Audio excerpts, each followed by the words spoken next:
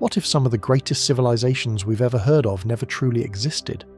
Scattered across ancient texts, whispered through folklore, and etched into the walls of forgotten ruins are tales of lost empires so old, so vast, that historians can't agree whether they were real or merely echoes of imagination. Civilizations with no known origin, no concrete evidence, yet stories of their power and sophistication ripple through time. Are these the ghosts of fallen nations, misremembered fragments of real history, or deliberate inventions meant to inspire, deceive, or control? Somewhere between myth and memory lie places like Hyperorea, Lemura, and the land of Shambhala. Each shrouded in fog, their footprints faint, their stories eerily consistent across cultures that never met. How could that be? Tonight we unravel the puzzles of peoples who may have shaped the world without ever having been part of it. Civilizations that defy documentation, societies that might be illusions or evidence of a far older story humanity has forgotten. So sit back, relax, and let's dive into the haunting enigma of civilizations that might have never existed. High in the snow-covered peaks of the Himalayas, where the wind whispers through ancient stone and the sky seems to press closer to the earth, lies the myth of Shambhala, a hidden kingdom, a place untouched by time. Its name drifts on the lips of Tibetan monks, appears in Sanskrit texts, and echoes faintly through the corridors of Eastern and Western mysticism. No coordinates mark its presence, no ruins have been found. And yet, for centuries, people have searched. Imagine a city of perfect harmony, concealed beyond mountains that shift and valleys that seem to fold in upon themselves. A kingdom ruled not by power or wealth, but by wisdom where peace is the law and suffering unknown. Ancient texts describe Shambhala as a place of enlightenment. Its citizens possess knowledge and technology far beyond anything known to humanity. The Kalachakra Tantra, one of the foundational scriptures of Tibetan Buddhism, speaks of it not only as a physical location, but as a spiritual realm, a center from which a future savior king, the Kalki, will emerge to restore balance in a world undone by chaos. But is Shambhala a real place, or is it something else entirely? No maps show its borders, no explorer has returned with proof. Expeditions launched during the colonial era into Central Asia sought it relentlessly. In the 1920s and 30s, even Nazi occultists convinced of its power scoured the Himalayas in hopes of locating it. Russian mystic Nicholas Rurik claimed to receive visions of Shambhala during his travels through Tibet and Mongolia. But nothing concrete ever came of these quests, only more rumours, more fragments, more longing. And yet the myth persists. Why? Some scholars argue that Shambhala was never meant to be found on Earth. They propose it as a metaphor, a representation of an inner state of being, a guidepost on the path to enlightenment. In this interpretation, the mountains are symbolic obstacles. The journey is not outward but inward. Shambhala, they say, is within a place of balance we carry in the heart, not in the hands, but that explanation, as elegant as it is, doesn't quite satisfy everyone because sometimes myths behave strangely. They show up where they shouldn't. Stories of hidden kingdoms remarkably similar to Shambhala appear in Chinese, Mongolian, and even Persian traditions. The ancient Chinese spoke of lands to the west where immortal sages lived in perfect peace. The Persian Avesta describes a place called Vina, a fortress of light hidden from the corruption of the world. Are these merely cultural echoes of the same spiritual yearning, or signs of something older, deeper, more universal? And then there is the map that should not exist. In 1834, a Jesuit missionary reported seeing a Tibetan scroll depicting a vast circular kingdom surrounded by concentric rings of mountains and rivers with a radiant palace at its centre. He was told this was Shambhala. The scroll vanished, but others claimed to have seen similar representations, always circular, always radiant, always unreachable. Why do so many ancient sources speak of cities arranged in sacred geometry, hidden in the mountains beyond ordinary reach? Skeptics, of course, remain unmoved. They point out that Shambhala has never been mentioned in any reliable historical record outside of religious texts and esoteric traditions. They remind us that legends evolve, that symbolic places are often mistaken for literal ones. They argue that the myth of Shambhala is simply a beautiful illusion, a story told to give hope, to explain suffering, to point toward a better world that doesn't yet exist. But if that's all it is, why does it feel so real? Even today, there are those who seek it. Modern travellers, mystics, and spiritual pilgrims still trek through the Himalayas, hoping for a glimpse of the impossible. They follow trails marked by nothing more than intuition and old tales. Some claim to feel a presence in the mountains, something vast, ancient, watching. Some return with strange stories. Most find only silence, and perhaps that's part of the allure. Shambhala is not like Atlantis, swallowed by the sea. It is not a lost city crumbled into the jungle. It is not gone. It is hidden. And the line between hidden and non-existent is thin. So thin it's almost philosophical. Could a place exist undiscovered for thousands of years, protected by terrain, tradition and secrecy? Or is Shambhala the name we've given to a longing too large to name? Our wish for a place where the world makes sense. As we peer into the myths and the maps, the scrolls and the silence, one thing becomes clear. Something is calling. Whether it's a real city lost in the folds of forgotten mountains or a dream seated in the collective human soul, Shambhala endures not as proof but as presence. And maybe, just maybe, that's the point. So, we continue. The search not just in valleys and peaks but in the quiet places of history, memory and mind. The story of Shambhala is not over. If anything, it's only just beginning. As the legend of Shambhala begins to fade into mist, we drift farther north, beyond the known edges of the ancient world, to a place the Greeks once believed lay at the very roof of the earth. They called it Hyperorea, the land beyond the north wind. In the minds of early Hellenic thinkers, it was a realm untouched by time or sorrow, bathed in perpetual sunlight. Neither winter nor war reached its borders. The people of Hyperorea were said to live 1,000 years in peace and grace, in harmony with nature and the gods. A civilization so pure, so elevated, it was said even Apollo, the god of music, healing and light, spent his winters there. From this sacred land, the north wind, Boreas, was thought to blow, descending from the unknown with a cold breath that whispered of things just out of reach. But what do we really know about this place? Descriptions of Hyperorea appear in the writings of Herodotus, Pindar and Pliny the Elder. These were not mythographers, they were historians, poets and chroniclers. They spoke of the Hyperoreans as a real people, distant but not divine, human but exceptional. They were said to send gifts to the shrine of Apollo at Delphi through a chain of neighbouring nations, though no Hyperorean was ever seen making the delivery. The offerings simply arrived, passed along by strangers from a land no one had ever visited. So, where was Hyperorea? That question has never had a consistent answer.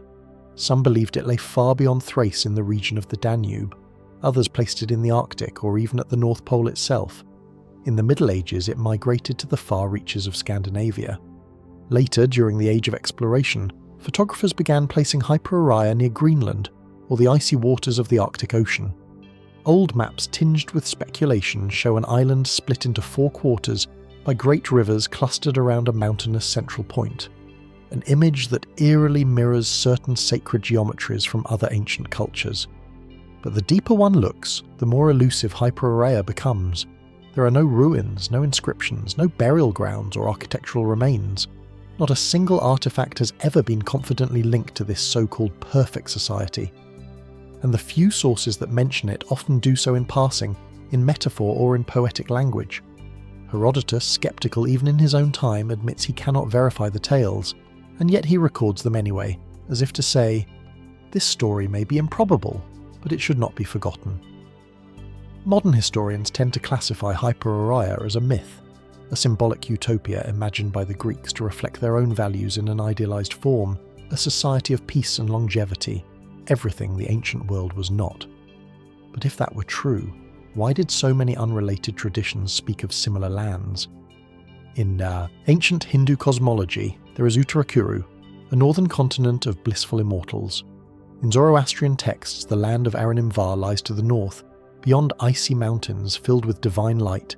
Even the Celts spoke of mystical islands far to the northwest where time stood still. Are these mere coincidences or fragments of a deeper, older memory? In the 19th and 20th centuries, fringe theorists and esoteric writers began to reimagine Hyperorea as something more than a legend. Some claimed it was the cradle of an advanced prehistoric civilization wiped out in a cataclysm long before recorded history. Others linked it to Atlantis or to the lost continent of Lemura. There were even those who believed Hypereia was not destroyed at all but hidden. Its survivors retreat beneath the earth or into remote polar regions, preserving knowledge mankind has since forgotten. And then there's the matter of the pole shift hypothesis, suggesting that the Earth's axis may have shifted in ancient times, moving entire continents and altering climates. Could Hypereia have once thrived in a temperate Arctic before a global upheaval buried it under ice? It's an idea dismissed by most scientists, but the thought lingers. The notion that somewhere beneath the polar ice lie the ruins of a civilization so old, so enigmatic, that history itself no longer remembers it. Skeptics argue rightly that extraordinary claims require extraordinary evidence, and that in the case of Hypereia, such evidence simply does not exist. But then how do we explain the persistence of the myth? Why does it recur across cultures, across centuries, often describing the same peace, the same light, the same unreachable north? Maybe Hypereia was never a place at all. Maybe it was a direction, a compass of the soul, pointing not to a geographic location, but to a state of being, a dream of harmony projected onto the cold void of the north, where no known empire could survive, and where the imagination is left to wander. Or perhaps there's more to the story. A land lost not to war or disaster, but to the shifting sands of human memory. A civilization so distant in time that its name, its language and its stones have all been erased, leaving behind only a whisper carried on the wind from somewhere beyond Boreans. So, we're left with a question still open, still waiting. Was Hypereia a poetic mirage, or the faint echo of a truth we've only begun to glimpse? As the echoes of Hypereia fade into the cold wind of the far north, we turn our gaze southward, far beyond the equator to the vast blue wilderness of the Indian Ocean. Here, between the shifting plates of India, Madagascar and Southeast Asia, lies the phantom memory of another world, Lemura. There is no island to be seen, no towering ruins rising from the surf, just water, endless, sunlit and deep. But beneath its surface something stirs the imagination. In the 19th century, before the theory of plate tectonics transformed how we understand the Earth, scientists puzzled over a strange mystery. How could similar species of lemurs and certain plants be found in both Madagascar and southern India, separated by thousands of kilometres of open sea? The British zoologist Philip Sclater proposed a radical idea. Perhaps he said there had once been a landmass, a bridge of earth that connected the two regions, a sunken continent long lost beneath the waves. He called it Lemuria after the lemurs whose curious distribution first raised the question. It was at the time a plausible scientific hypothesis, and for a brief moment in academic history, Lemura seemed real. But as geological science advanced, and the mechanisms of continental drift were discovered, the theory fell from favour. The species distribution could be explained by other means: land migration, island hopping, ancient climate shifts. The Earth had changed, yes, but not in the way Lemura required. There had never been, as far as modern geology could prove, a vanished continent beneath the Indian Ocean. And yet the idea refused to disappear, because Lemura was not only a scientific proposal, it had taken on a mythic life of its own. In the late 1800s, Helena Blavatsky and the founders of the Theosophical Society adopted Lemura as one of the lost ancient homelands of humanity. They described it as a cradle of early civilization, older than Egypt, older than Sumer, a place where a spiritually advanced race once flourished before being destroyed in a series of cataclysms. In these accounts, the Lemurans were not primitive. They were tall, graceful, telepathic, even luminous. They were said to have lived in harmony with nature in massive cities built of crystal and light before a cosmic fall shattered their world and plunged it into the sea. Mainstream science scoffed. No ruins had ever been found, no written language, no tools, no skeletons. There were no fossil layers disrupted in a way that could support the sudden disappearance of such a landmass, no sediment, no smoking gun. But for some that was part of the allure. Why did so many cultures, they asked, have legends of ancient sunken lands? In India, some ancient Tamil texts speak of Kumarikandam, a vast southern continent lost to the sea. Once home, they claim to be a flourishing civilization and the roots of the Tamil people. In the myths of Polynesia, there are tales of ancestral lands swallowed by the ocean. Even in Australian Aboriginal lore, there are stories of rising waters and vanished lands far beyond the coast. Are these shared human memories of post-glacial sea level rise or echoes of something older? Modern oceanography has mapped the floor of the Indian Ocean in great detail. It is a landscape of underwater ridges, fracture zones, and deep abyssal plains. Certain formations, like the submerged Kerguelen Plateau or the Mascarene Plateau near Mauritius, have been considered possible remnants of ancient landmasses. Some even briefly poked above the water, millions of years ago before sinking again. But none have yielded evidence of human habitation, not yet, and still anomalies remain. In 2013, researchers announced the discovery of ancient zircon crystals off the coast of Mauritius. Crystals are billions of years old, far older than the island itself. Their presence suggested that parts of an ancient continental crust, long since broken apart, might lie beneath the seafloor. The media called it a lost continent. Mateus, they named it, perhaps echoing Lemura. But the truth was more complex. It wasn't a sunken world. It was a fragment buried and transformed by geological time, a puzzle piece with no clear picture. And yet, the name Lemura lingers as if waiting to be filled with meaning again. Could it be that the myth grew from real fragmentary, airy memories, glacial floods, sinking islands, migrations lost to oral tradition? Or is Lemura something else entirely? A projection of our collective longing for origins that feel ancient, pure, and unreachable? The deeper we dig, the more layered the idea becomes. Is Lemura a scientific theory long abandoned, a spiritual allegory, a colonial era attempt to rewrite the origins of civilization? Or does it point obliquely to something real, something just beyond the reach of modern instruments and ancient texts? As we drift further into the depths of this mystery, one thing becomes clear. The story of Lemura may never be about what we can prove, but about what we continue to seek. A homeland not marked on maps, but inscribed in the architecture of myth, memory, and mystery. And so the question remains, quiet as the ocean's breath. Was Lemura ever real, or have we simply forgotten where to look? As the sunken myth of Lemura dissolves beneath the surface of the Indian Ocean, we turn our attention inward, deep into the earth itself, not toward the past that lies buried beneath layers of sediment, but toward a world said to exist beneath our very feet. Agartha, a name spoken in whispers among mystics, explorers, and occultists for more than a century. Not a city of stone or ruin, but an entire civilization hidden within the hollow body of the earth. A subterranean realm lit by an inner sun, a place of impossible peace and impossible science, a kingdom untouched by time. The idea of a world within our world is not new. From ancient Buddhist texts that describe vast networks of underground cities to Native American stories of ancestors who emerged from within the earth, the concept of a hidden inner realm appears across cultures and centuries. But the name Agartha and the vivid mythology that now surrounds it emerged more recently, and with a curious blend of mysticism and pseudoscience. In the late 19th century, French occultist Joseph-Alexandre Saint-Ève-d'Alvre claimed to have received visions of Agartha through telepathic communication with its priests. He described a vast subterranean empire ruled by wise beings who'd retreated underground thousands of years, eager to escape the corruption of the surface. This hidden society, he said, was governed by harmony and knowledge, guided by a spiritual code he called synergy, the opposite of anarchy. Agartha in his writings was not a ruin of the past, but a perfected society of the present. Others took up the story. Theosophists blended Arta with earlier tales of Shambhala, suggesting the two were connected, perhaps different entrances to the same hidden world.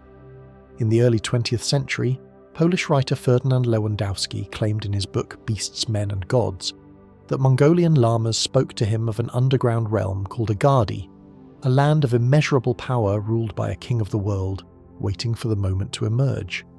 And then in 1947, something changed. That year, famed polar explorer Admiral Richard E. Byrd reportedly led a flight over the North Pole as part of a US Navy operation.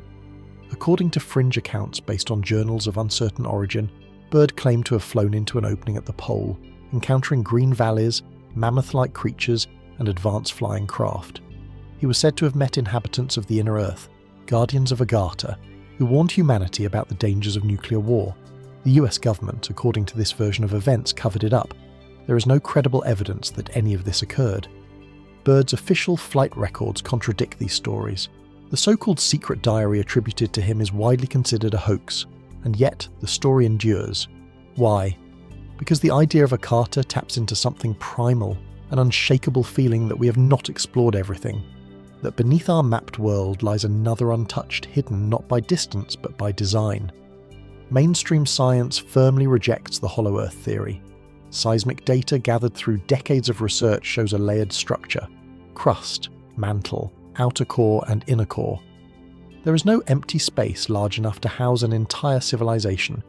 There are no entrances at the poles, and no anomalies in gravitational or magnetic fields that suggest anything unusual. Every measure we have taken points to a solid active planet, and yet there are still unexplained gaps. Cave systems stretch for miles beneath the Earth. Many of them are still uncharted. Vast caverns in China, Vietnam and Central America remain largely unexplored. Ancient underground cities like those found in Cappadocia, Turkey, reveal that entire populations once lived out of sight for months at a time, perhaps even longer. The question is not whether underground civilizations are possible. They've existed. The question is whether one still does, hidden not only from modern sight, but from historical memory. The legend of Agartha insists it does. Some versions speak of advanced technologies powered by vibration and light. Others describe entrances hidden in the Himalayas, the Gobi Desert, or the Amazon. In these stories, the people of Agartha are not aliens, but us, as we once were or could become, a remnant of an ancient pre-sea cataclysmic world that chose seclusion over survival. A civilization not lost, but waiting. Skeptics rightly note the lack of physical evidence. No entrances, no artifacts, no verifiable contact. They argue that Agartha is a modern myth born not from ruins or relics, but from longing. A mirror we hold up to our own fractured world, imagining that somewhere peace still reigns. But what if the myth is more than a mirror? What if it is a memory? The Earth is old, billions of years old. Human history is short. How much could have happened and been forgotten before the first symbols were carved in stone? How many layers of time lie between us and the first fires of civilization? As the legends deepen, the science holds firm, and yet the story remains like a quiet heartbeat beneath the crust. So we are left once more with a question suspended in the space between imagination and reality. Is Agartha only a dream beneath the surface? Or could someone still be down there, waiting to be discovered? As the legends of Agartha retreat into the depths of the Earth, we rise again to the surface.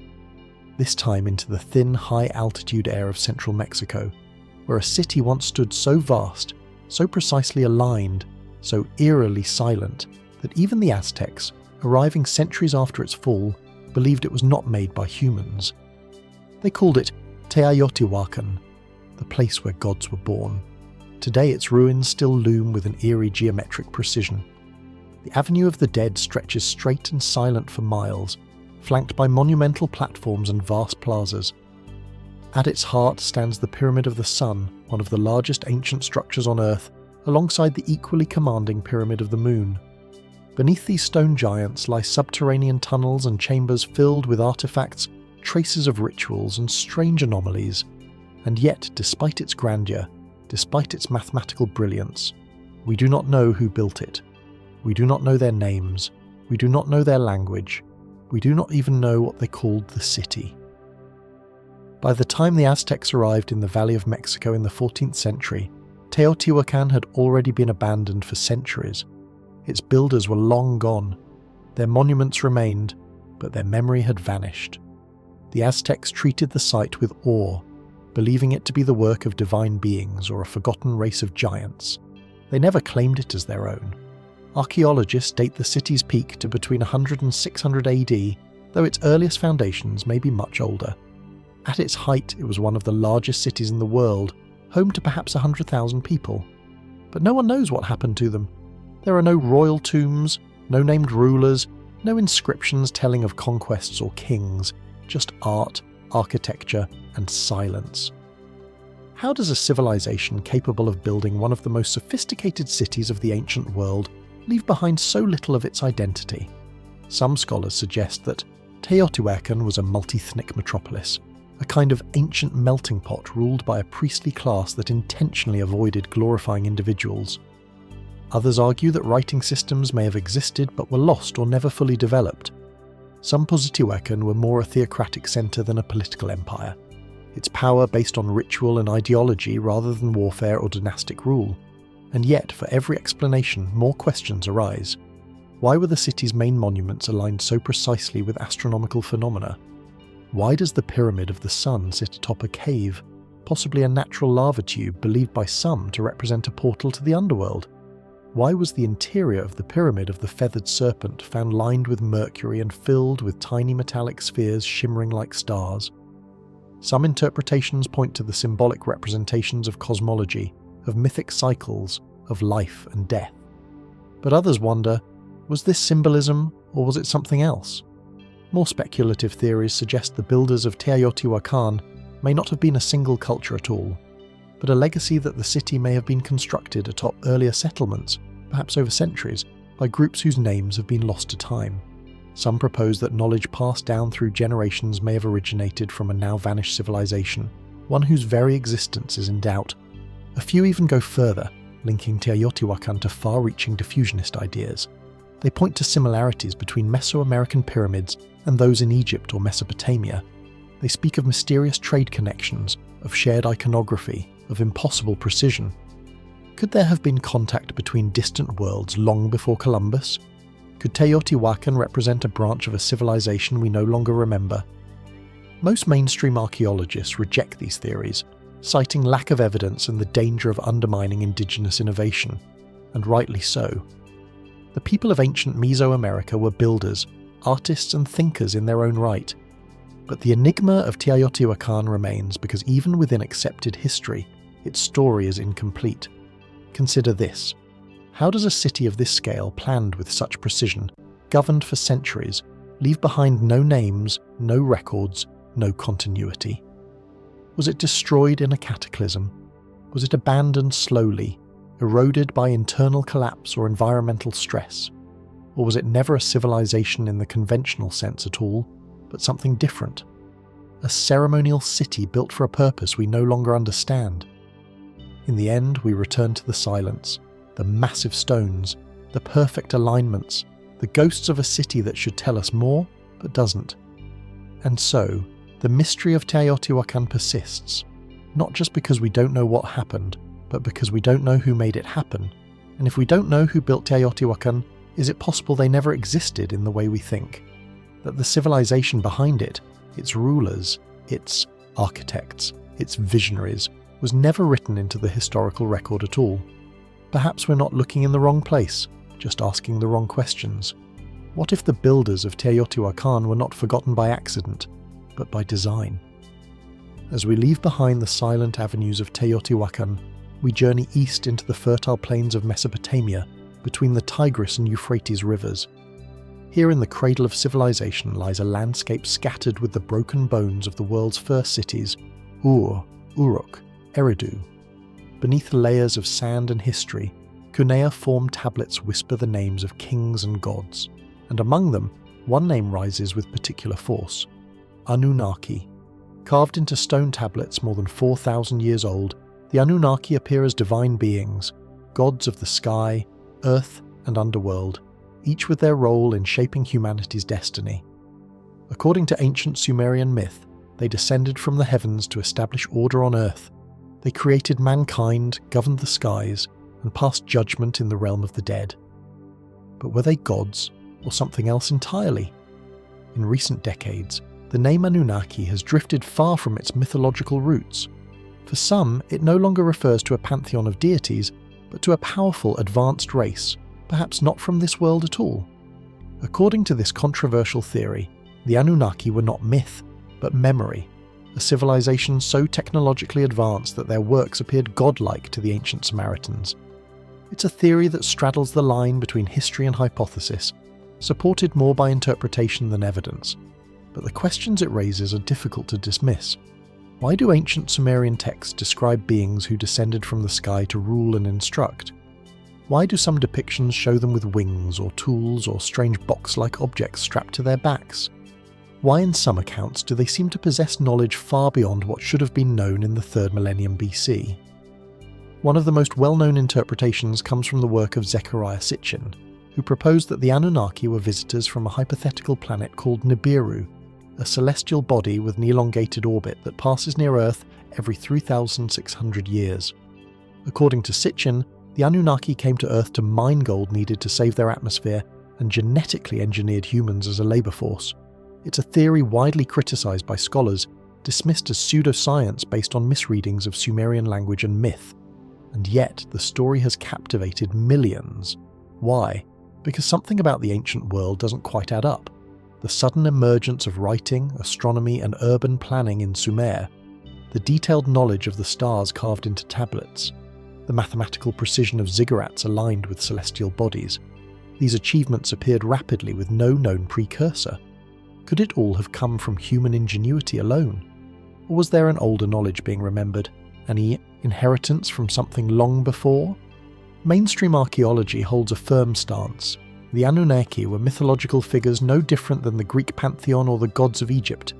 Their stories reflect the structure of society, hierarchies, rituals, fears, and hopes. The winged beings were symbolic. The stories were metaphors, the flood myths, the creation tales, the divine councils, all echoes of human psychology, not historical record. But there are anomalies that invite further scrutiny. Inscriptions describe Enki, one of the leading Anunnaki, as descending into the Abzu, translated by some as a watery abyss, by others as a subterranean base. The god Ninurta is said to wield a terrible weapon that can level mountains, and in the Epic of Gilgamesh we find references to forbidden knowledge, gates to the heavens, and divine technology. These are, of course, literary elements. But where did such imagery come from?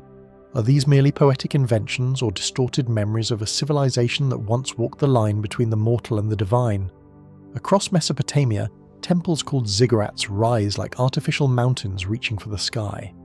Their stair-stepped forms have no direct parallel in nature, but in the stories they were meeting places between gods and men.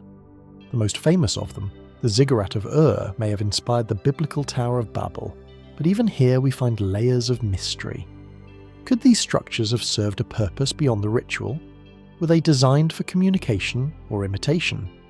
Fringe theorists point to similarities between the Anunnaki stories and myths from other parts of the world.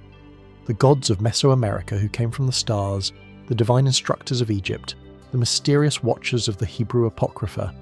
Are these shared symbols born from similar psychological needs or fragments of a common forgotten source? The archaeological record remains silent. No machines, no artifacts of alien origin, no undeniable evidence of visitors from beyond. But in the texts, in the symbols, in the stories repeated across cultures, something stirs. Perhaps the Anunnaki never existed, at least not in the way some imagine. Perhaps they are the reflections of humanity's earlier struggles to understand its place in the cosmos, or perhaps they are something more, a code written into the bedrock of civilization, a shadow behind the rise of cities, kings, and gods. So we are left again with a question. Were the Anunnaki simply gods of myth born in the imagination of the earliest scribes, or the final trace of a civilization too ancient, too strange to fully recognize?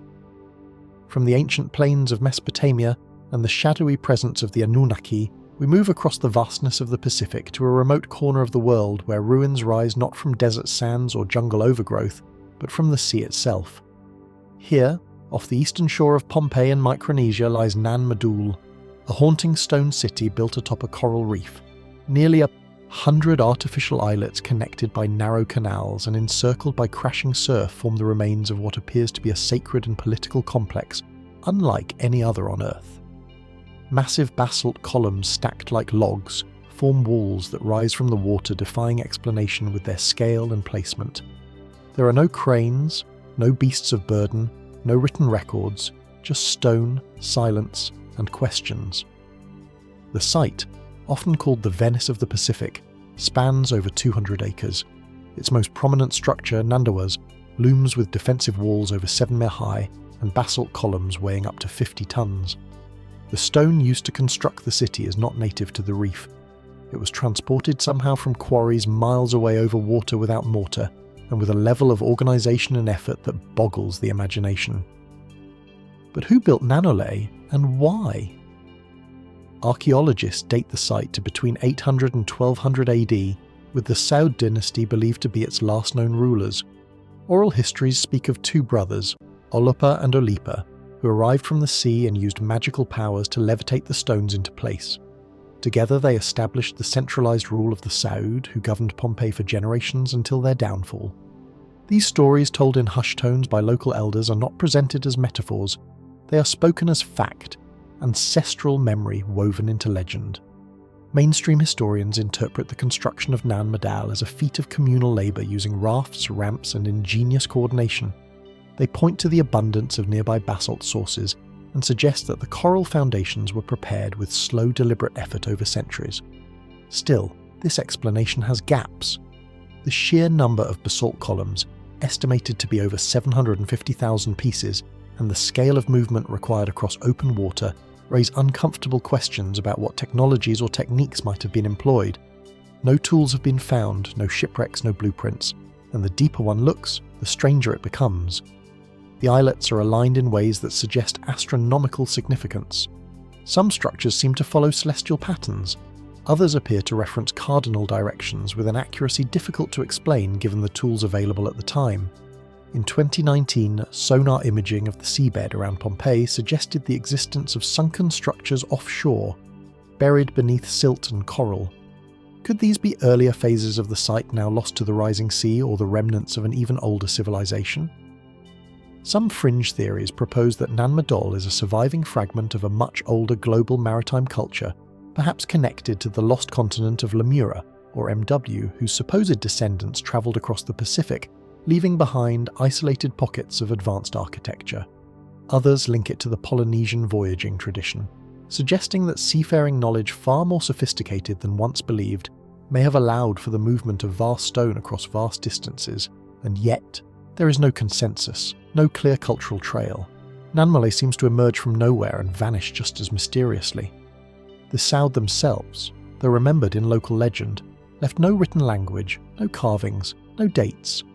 Their reign ended in conflict with oral tradition, claiming their cruelty led to their overthrow by Isokale, a semi-divine warrior who arrived like their ancestors from across the sea.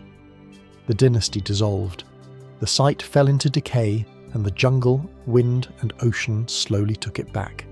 Today, Nan Madol is largely uninhabited. Locals often avoid it, saying it is cursed or protected by spirits. Some believe it is dangerous to visit after dark. Others say the stones themselves are alive, watching, waiting. Whether these stories are myth or memory, they reinforce the sense that Nan Madol is not just a ruin. It is a question carved into stone. Was it the capital of an early island empire? A sacred site for rituals we no longer understand? A prototype for something larger, perhaps now lost beneath the rising seas? Or could it be that the civilization that built Nan Madol never truly existed in the way we expect? That it was something altogether different, born not of human ambition, but of forgotten knowledge? The sea holds its secrets well. The coral grows, the basalt endures, and the voices of the past, drowned beneath tides and time, remain just out of reach. So, we are left with the mystery. Did the builders of Nan Madol leave behind a glimpse of something far older than we imagine, or a story we've yet to fully begin to understand? As the stone canals and coral foundations of Nan Madol disappear beneath the Pacific tide, we drift farther into open ocean, beyond charted islands and continental shelves, toward a legend born not from excavation, but from a whisper that has echoed across time. MW, a name barely remembered yet strangely familiar, a civilization said to have flourished in the middle of the Pacific Ocean long before the rise of Sumer or Egypt. A vast continent teeming with life, culture, and knowledge, now lost beneath the waves, vanished without a trace. The idea of Mu emerged in the 19th century, first suggested by Augustus Leland, an explorer and writer who claimed to have deciphered hidden messages within Mayan texts. According to his interpretation, these writings told the story of an ancient land called Mu, once the home of a great civilization that spread its influence across the world before being swallowed by cataclysm. He believed that Mu had been the original cradle of mankind, a forgotten progenitor of ancient wisdom. Mainstream scholars quickly dismissed Leonjon's claims, citing his lack of linguistic training and the dubious nature of his translations. And yet, the concept didn't die, it grew. In the early 20th century, the British-born occultist James Church reignited interest in MW, claiming to have discovered ancient tablets in India that spoke of a motherland in the Pacific, home to tens of millions of people ruled by a benevolent priestly elite. He described Mu as a continent stretching from Hawaii to Easter Island to Fiji, covered with temples, gardens, and towers of gleaming stone. According to Churchward, Mu was destroyed in a single night of fire and earthquakes, sinking into the sea and erasing nearly all evidence of its existence. But the world he described didn't exist on any map. There are no known ruins in the middle of the Pacific that match Church's descriptions. No artifacts, no inscriptions, no geological record of a sunken continent on the scale he imagined. Modern oceanography has scanned the Pacific floor with precision. While it reveals ancient seamounts, volcanic plateaus, and drowned archipelagos, nothing confirms the existence of a lost landmass of that size. And yet, questions remain. How do we explain the sudden emergence of sophisticated stonework and astronomical alignments in island cultures spread across thousands of kilometers of ocean?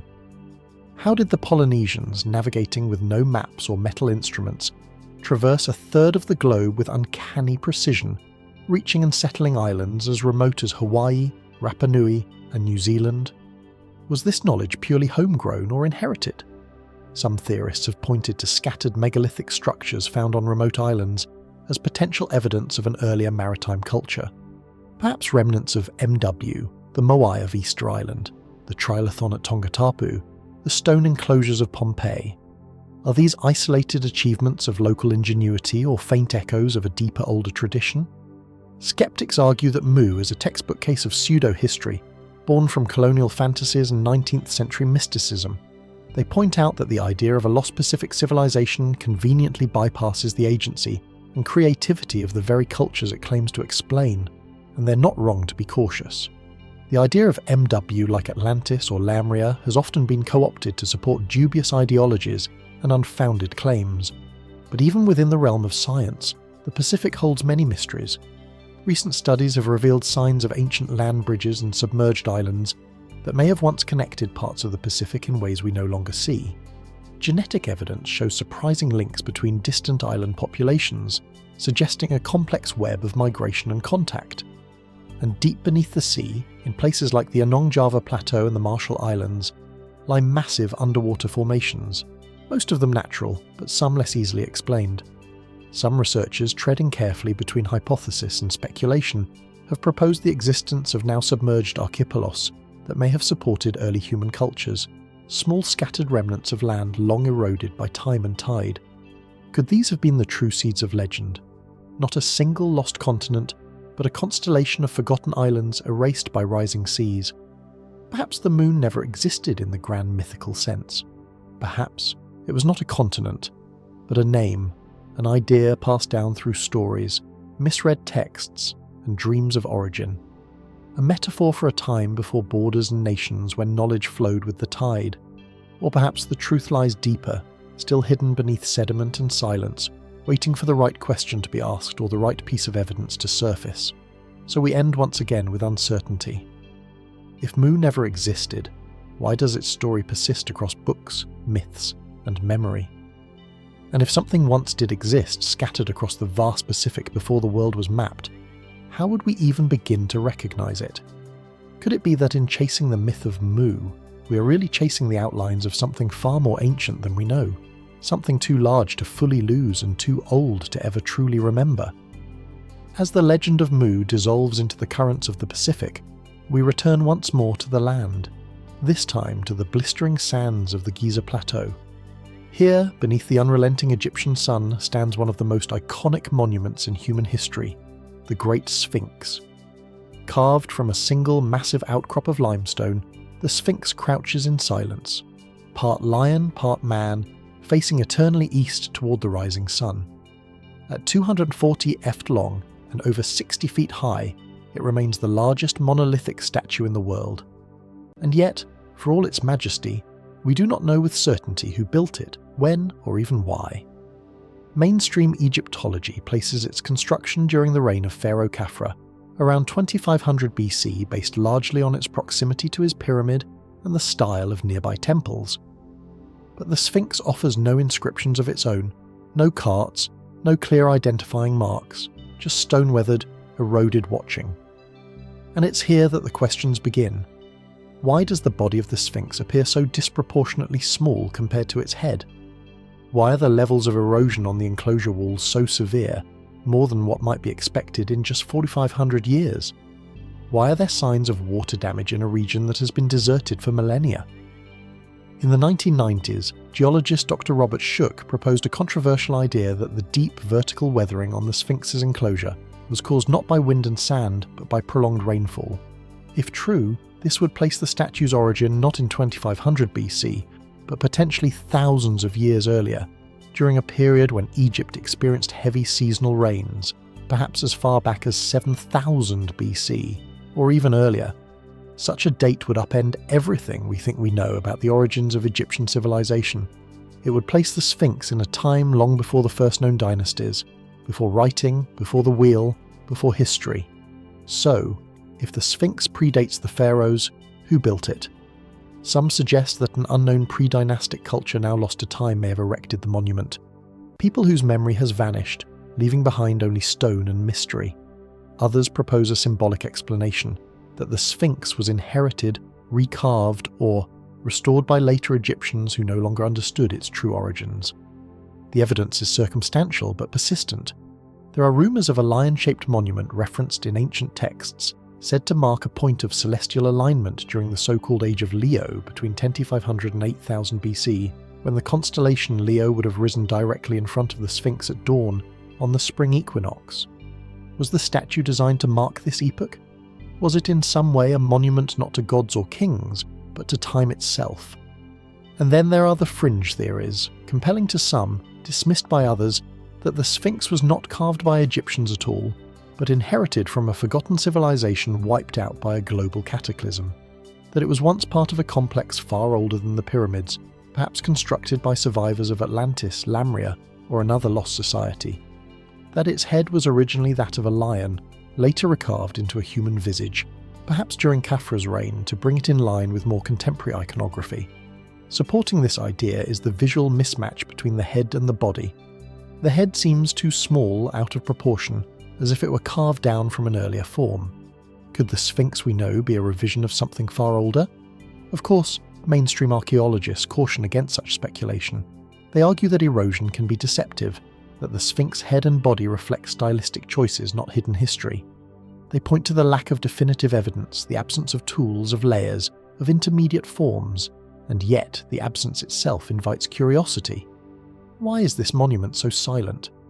Why has no tomb been found beneath it despite legends of hidden chambers? Why do ancient texts, those that mention the Sphinx at all, speak of it as already ancient, already mysterious, even to the earliest Egyptians? In 1817, tunnels were discovered beneath the Sphinx. Some led nowhere, others were sealed. Later explorations found cavities and anomalies beneath its pores. One legend inscribed on the so-called dream stele between its front legs tells of a young prince who fell asleep in its shadow and was promised kingship by the Sphinx's spirit. If only he would clear away the sands that buried it. Was this a metaphor or a memory? Over the years, technological scans have revealed voids beneath the structure, chambers whose purpose remains unknown. Are they natural formations, empty tombs, storage for sacred relics? Or could they conceal something even more extraordinary? Evidence of a civilization that once stood at the dawn of time, long before the story of Egypt began. The truth remains buried, both in stone and in time. Perhaps the Sphinx was built by the hands of men we've long forgotten.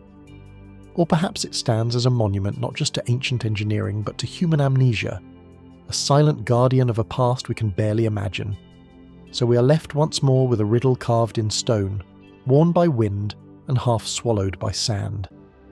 Is the Sphinx merely what we believe it to be, a monument of a known kingdom, or could it be the last surviving sentinel of a civilization that left no name, no record and no trace beyond the gaze of a lion turned to man.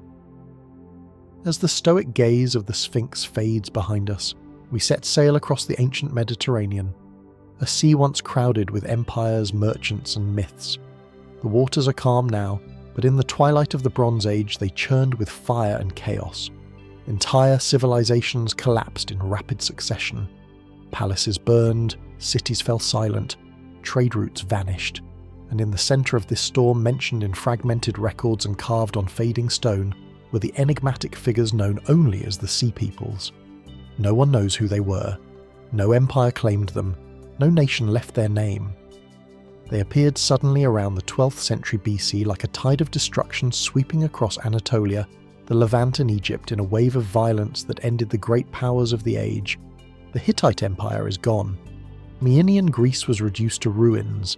The mighty cities of the Levant abandoned. Even Egypt, though it survived, was left weakened and shaken. All we have are fragments, stone reliefs, battle inscriptions, scattered clues etched into the records of those who faced them. The most famous depiction comes from the mortuary temple of Pharaoh Ramses III at Metenet Hebu. There, in detailed bas relief, we see strange warriors with feathered helmets, ox-drawn carts, and ships unlike any seen before. The accompanying text describes an alliance of foreign invaders, unknown in origin, united in purpose. Egypt called them peoples of the sea, a phrase that would outlive every other name they carried. But who were they? Theories abound. Some scholars believe they were refugees from collapsing civilizations, displaced peoples from Greece, Anatolia, or the Balkans, fleeing drought, famine, or war. Others see them as opportunistic raiders, exploiting a moment of weakness across a vulnerable region. There are those who link them to the Philistines, or to groups like the Sharon, Sheelesh, and Luca, names recorded but never fully understood. And yet, despite decades of research, there remains no consensus, no central homeland, no shared language, no cultural remains that clearly define them. It's almost as if they appeared out of nowhere and disappeared just as swiftly. Could it be that the Sea Peoples were never a single people at all, but a convergence of desperate migrants, mercenaries, and raiders banded together by circumstance? A symptom rather than a cause of the Great Collapse? Or is there something else behind the silence, something more intentional? Some have speculated that the Sea Peoples may represent a forgotten civilization, one not recorded because it lay beyond the margins of the known world. A maritime culture with no need for cities, no need for monuments, only ships, weapons, and movement. Could such a people exist without leaving clear, archaeological footprints? A civilization of the sea erased by the very element they mastered. There are tantalizing clues in Sardinia, Malta, and Crete. Megalithic structures hint at seafaring knowledge and complex societies that predate the classical world. In southern Italy and the Aegean, sudden shifts in pottery styles and burial practices suggest foreign influence or abrupt change. Even in Egypt, records speak of northerners arriving in waves, often with no explanation, but none of this is definitive. The Sea Peoples remain shadows on the edge of history, present only through the chaos they left behind. And perhaps that's the most unsettling part, because their impact was immense. In just a few decades, the interconnected world of the Bronze Age, defined by trade, diplomacy, and monumental architecture, crumbled. Writing systems disappeared. Urban centres were abandoned. Knowledge was lost. It would take centuries for civilization to recover. And yet, the people said to have caused it all left no trace of themselves. Could it be that we're looking in the wrong places? That the Sea Peoples were not merely invaders, but the last remnants of a civilization already in decline, one that collapsed inward before spilling outward in search of survival? Or, as some fringe theorists suggest, were they not from this region at all, but outsiders from a distant, now-lost culture, arriving not in desperation, but with purpose? Theories like these often blur the line between archaeology and imagination, and yet they persist, not because they are proven, but because the alternative is equally mysterious. How can a force powerful enough to topple empires leave behind so little? How can an event so transformative be so poorly understood? We are left with fragments, shattered tablets, fading carvings, conflicting theories, and with one name, the Sea Peoples. A term that may describe invaders, refugees, or something else entirely. A name that stands not for who they were, but for what we don't know. So we ask again, as we have throughout this exploration, were the Sea Peoples real? Were they many or one? Were they the end of an age or the beginning of a story we've yet to understand? And if they were more than a name, if they were a civilization lost beneath waves, wars and time, then what else remains buried just beneath the surface of our history? As the wake of the Sea Peoples fades into the Mediterranean's restless waves, we follow the horizon westward toward a story older than history itself, a name spoken across centuries like a spell. Atlantis begins with Plato. In two dialogues written in the 4th century BC, Timaeus and Critias, the Greek philosopher describes an advanced civilization beyond the Pillars of Heracles, today known as the Strait of Gibraltar. A mighty island empire blessed with fertile land, shimmering temples, and knowledge beyond its time. Atlantis, he claimed, was powerful, ambitious, and in the end, arrogant. In a single day and night of misfortune, it was swallowed by the sea, never to be seen again. At first glance, Plato's story reads like allegory, a moral tale about hubris and the ideal state. And yet, his account is curiously specific. Names, distances, dates. He claims the story came not from imagination but from ancient Egyptian records passed down through Solon, an Athenian statesman. Could he have drawn on something real? Something distorted by time and translation? For over 2 millennia, the question has lingered. Where was Atlantis? Was it a myth, a memory, a misreading? Mainstream historians consider it a philosophical invention, a fable used to contrast ideal societies with corrupt ones. No credible evidence has ever been found to confirm the existence of an Atlantean empire, and no ancient sources prior to Plato mention it. Still, the idea endures, and not just in folklore, but in serious inquiry. Some scholars have looked to the Minoan civilization on the island of Crete, an advanced Bronze Age culture that flourished until around 1450 BC, when a series of disasters, including a massive volcanic eruption on nearby Thera, modern-day Santorini, brought it to its knees. The timing, geography and sudden collapse have led some to suggest that the Atlantis story may be a distant echo of this real-world event, preserved through centuries of oral tradition before reaching Plato's pen. Others look farther afield: the Azores, the Caribbean, Antarctica, West Africa, South America. Dozens of theories, some grounded, others speculative, place Atlantis in every corner of the globe, from underwater ruins off the coast of Bimini to circular formations in the Sahara Desert's airshot structure. Seekers continue to interpret natural formations as possible remnants of this elusive land. And yet, the sea remains silent. There are no inscriptions, no artifacts, no language, tools or texts clearly belonging to Atlantis, nothing that meets the standards of archaeology. And still the story refuses to disappear. Why? Perhaps because Atlantis taps into something deeper than historical curiosity, a longing for a forgotten golden age, a belief that we are not the first to rise nor the last to fall. It suggests a cycle of knowledge gained, of catastrophe endured, of memory erased. Atlantis is not merely a lost place, it is a lost possibility. Consider the level of detail in Plato's writing.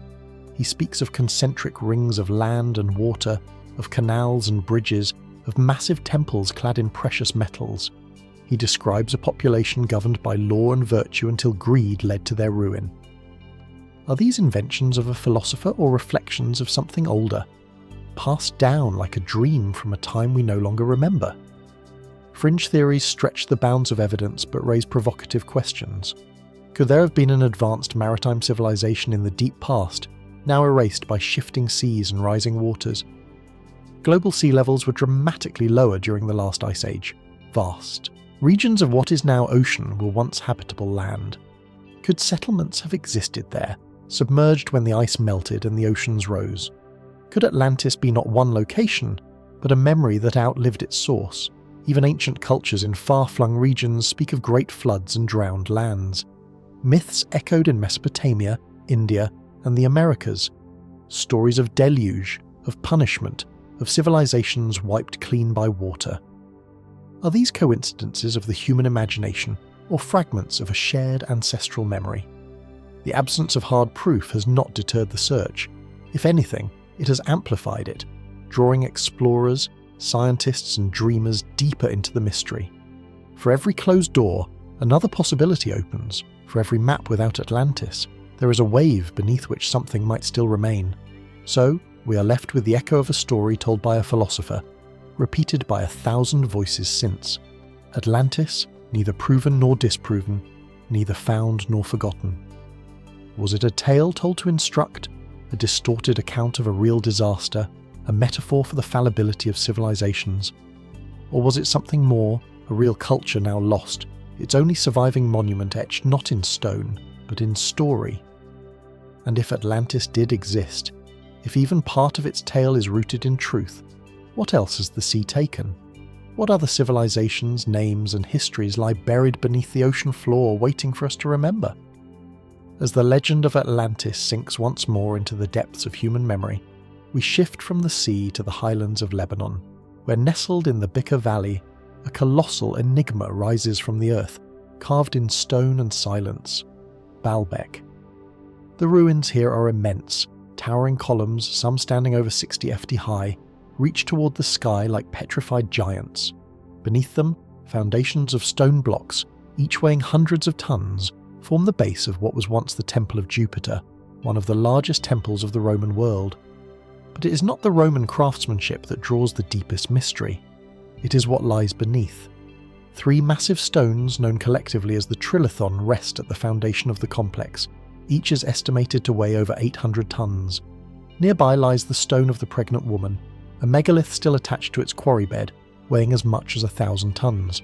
These are not just heavy stones, they are among the largest ever used in construction, and they were placed somehow millennia ago with such precision that even today we struggle to explain how it was done. Roman engineering, it is said, is responsible for much of Baalbek's visible splendour. The columns, the temples, the classical layout, these reflect Rome's architectural ambition, but the foundation stones predate it. Here lies the riddle. The Romans were known for their skill, but nowhere else in the empire did they move stones of this size. There is no record of the technology needed to transport, lift and place them. No writings, no plans, and no clear explanation for why such massive stones would be used in a place where smaller ones would suffice. Who placed them? Some theories suggest that these megaliths were part of an earlier structure, perhaps a Phoenician or pre-Phoenician temple. Baalbek, after all, was sacred long before the Romans arrived. The name itself is thought to mean Lord of the Bekaa, or City of Baal, referring to ancient Semitic deities. Later, during the Hellenistic period, it was associated with the Greek god Helios. But the stones remain stubbornly out of place, resisting categorization. Could an earlier, now vanished civilization have constructed this colossal platform? One with knowledge or tools that have since been lost. No inscriptions tell us, no tools have been found, just the stones, massive, unmoving and perfectly fitted. Some geologists argue that the stones could in theory have been moved using sledges, wooden rollers and sheer manpower. Others propose elaborate ramp systems or earthworks, but all agree it would have required not just strength, but coordination, planning and purpose on an enormous scale. For a civilization we know so little about that scale feels disproportionate. Why build this way? Why choose stones so massive, so difficult to handle when smaller blocks could have served the same function? Was there a symbolic reason, a ritual one, or was the foundation meant to last forever, anchoring a temple that transcended the ambitions of any single culture? More speculative theories abound. Some propose that Baalbek's original builders were not local at all, but belonged to a forgotten global civilization, one that spread across continents during a lost era of high technology. Others go further, linking the site to tales of the Nephilim, ancient giants mentioned in biblical and apocryphal texts, said to have walked the earth in a time before the flood. Still others point to ancient astronaut theories that the site was once a landing platform for sky gods, or visitors from beyond. Its massive stones are a foundation built not for men but for something else entirely. Such ideas remain outside the scope of accepted archaeology, but they persist, fueled by the sheer mystery of the place. Because Baalbek does not offer a neat narrative, its stones defy simplicity and their silence feels deliberate. Even the Romans, so proud of their engineering feats elsewhere, seemed content to build upon what already stood, never claiming the megalithic foundation as their own. Was it respect or uncertainty? Today the site lies quiet beneath the Lebanese sun. Tourists walk its ancient paths. Archaeologists measure, debate, and compare. But the mystery endures. The stones of Baalbek remain where they were placed thousands of years ago, untouched by time, unmoved by conquest. We can stand before them, measure their weight, calculate their volume, but we cannot fully explain them. So we are left to wonder, were these colossal stones the product of a civilization we no longer remember? Were they laid by hands now lost to time, their purpose forgotten, their identity erased? Or are they the foundation of a story just beginning to be understood? One carved not only into stone, but into the unanswered questions of history itself. And if Baalbek's true builders never left a name, what else might they have left behind? From the highlands of Lebanon and the enduring stones of Baalbek, we now descend into the depths of the sea. Far from the sun-baked ruins of the Mediterranean, beneath the clear blue waters of the East China Sea, lies another puzzle in stone. Off the southern coast of Japan, near the remote island of Yonauni, something vast and angular slumbers beneath the waves. It is known as the Yonaguni Monument, an underwater formation that has stirred wonder, debate, and deep mystery since its discovery in the 1980s. At first glance, it appears artificial. Sharp geometric edges cut into layered rock. Long stairways descend in perfect symmetry. Wide, flat platforms give way to towering walls and corridors. Some divers describe it as a submerged ziggurat, or the skeleton of an ancient stepped pyramid, a place of order and precision lost to the sea. But the question remains, is it natural or something more? Geologists have pointed out that Yonaguni is composed of sandstone, a material known to fracture along plains, creating rectangular shapes and terraces that under the right conditions can appear man-made. Earthquakes and erosion could explain the clean breaks and sharp lines, and the sea itself over thousands of years sculpts even the hardest stone. Yet not all are convinced. Marine geologist Dr. Masaki Kimura, who spent decades studying the site, argues that at least parts of the formation show signs of artificial modification. He points to what he believes are carved staircases, straight corridors, and even engravings or symbols. In some areas he claims stone pillars appear to have been placed intentionally, suggesting the hand of a builder, not just the push of the sea. Skeptics maintain that such claims are speculative. No tools, no artifacts, no bones or pottery have been found. No culture is known to have inhabited the Yonauni area at the scale such construction would suggest, at least none within the last 10,000 years, and yet the site sits 25 meters underwater. Which raises a more complicated question.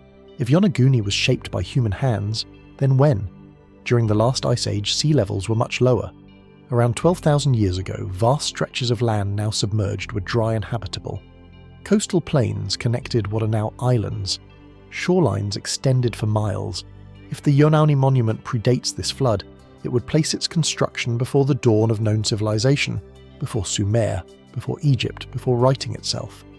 That timeline alone unsettles everything we think we know.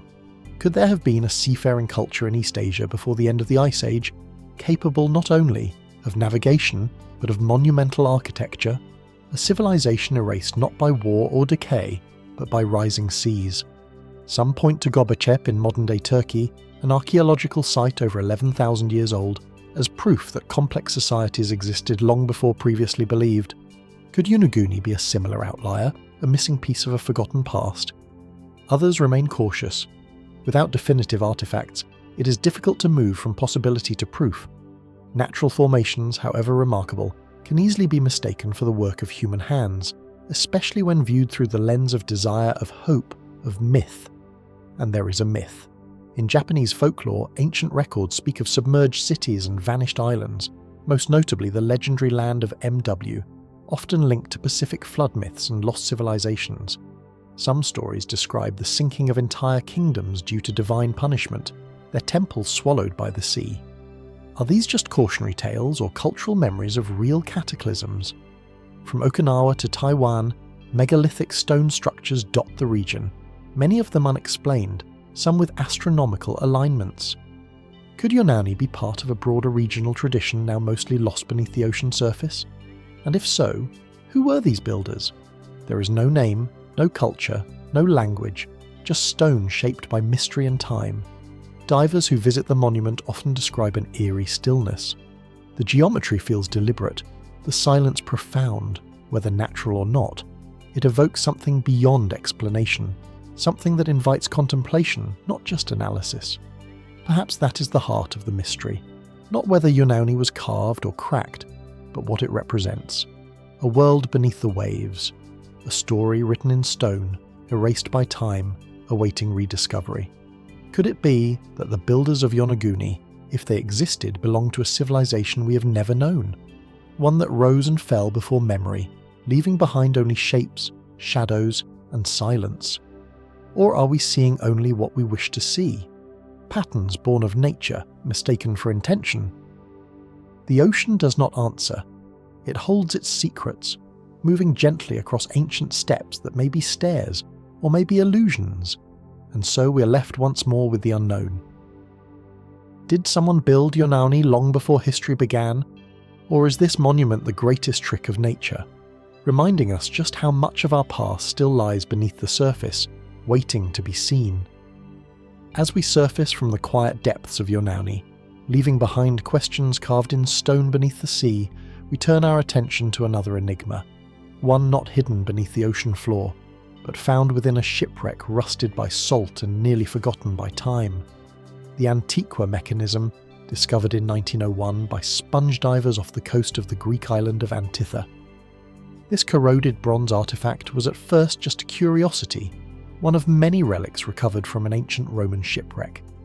It lay silent in a crate for years before anyone realised what it truly was. Today it is considered the world's oldest known analog computer. Housed within a shattered casing no larger than a shoebox, the mechanism was made of dozens of intricate bronze gears, precisely interlocked and calibrated. Its function was to model the heavens with dials that predicted solar and lunar eclipses, tracked the phases of the moon, and followed the complex cycles of planetary movement with astonishing accuracy. It dates to around 100 BC, and yet, for centuries afterward, nothing even remotely like it appears again in the historical record.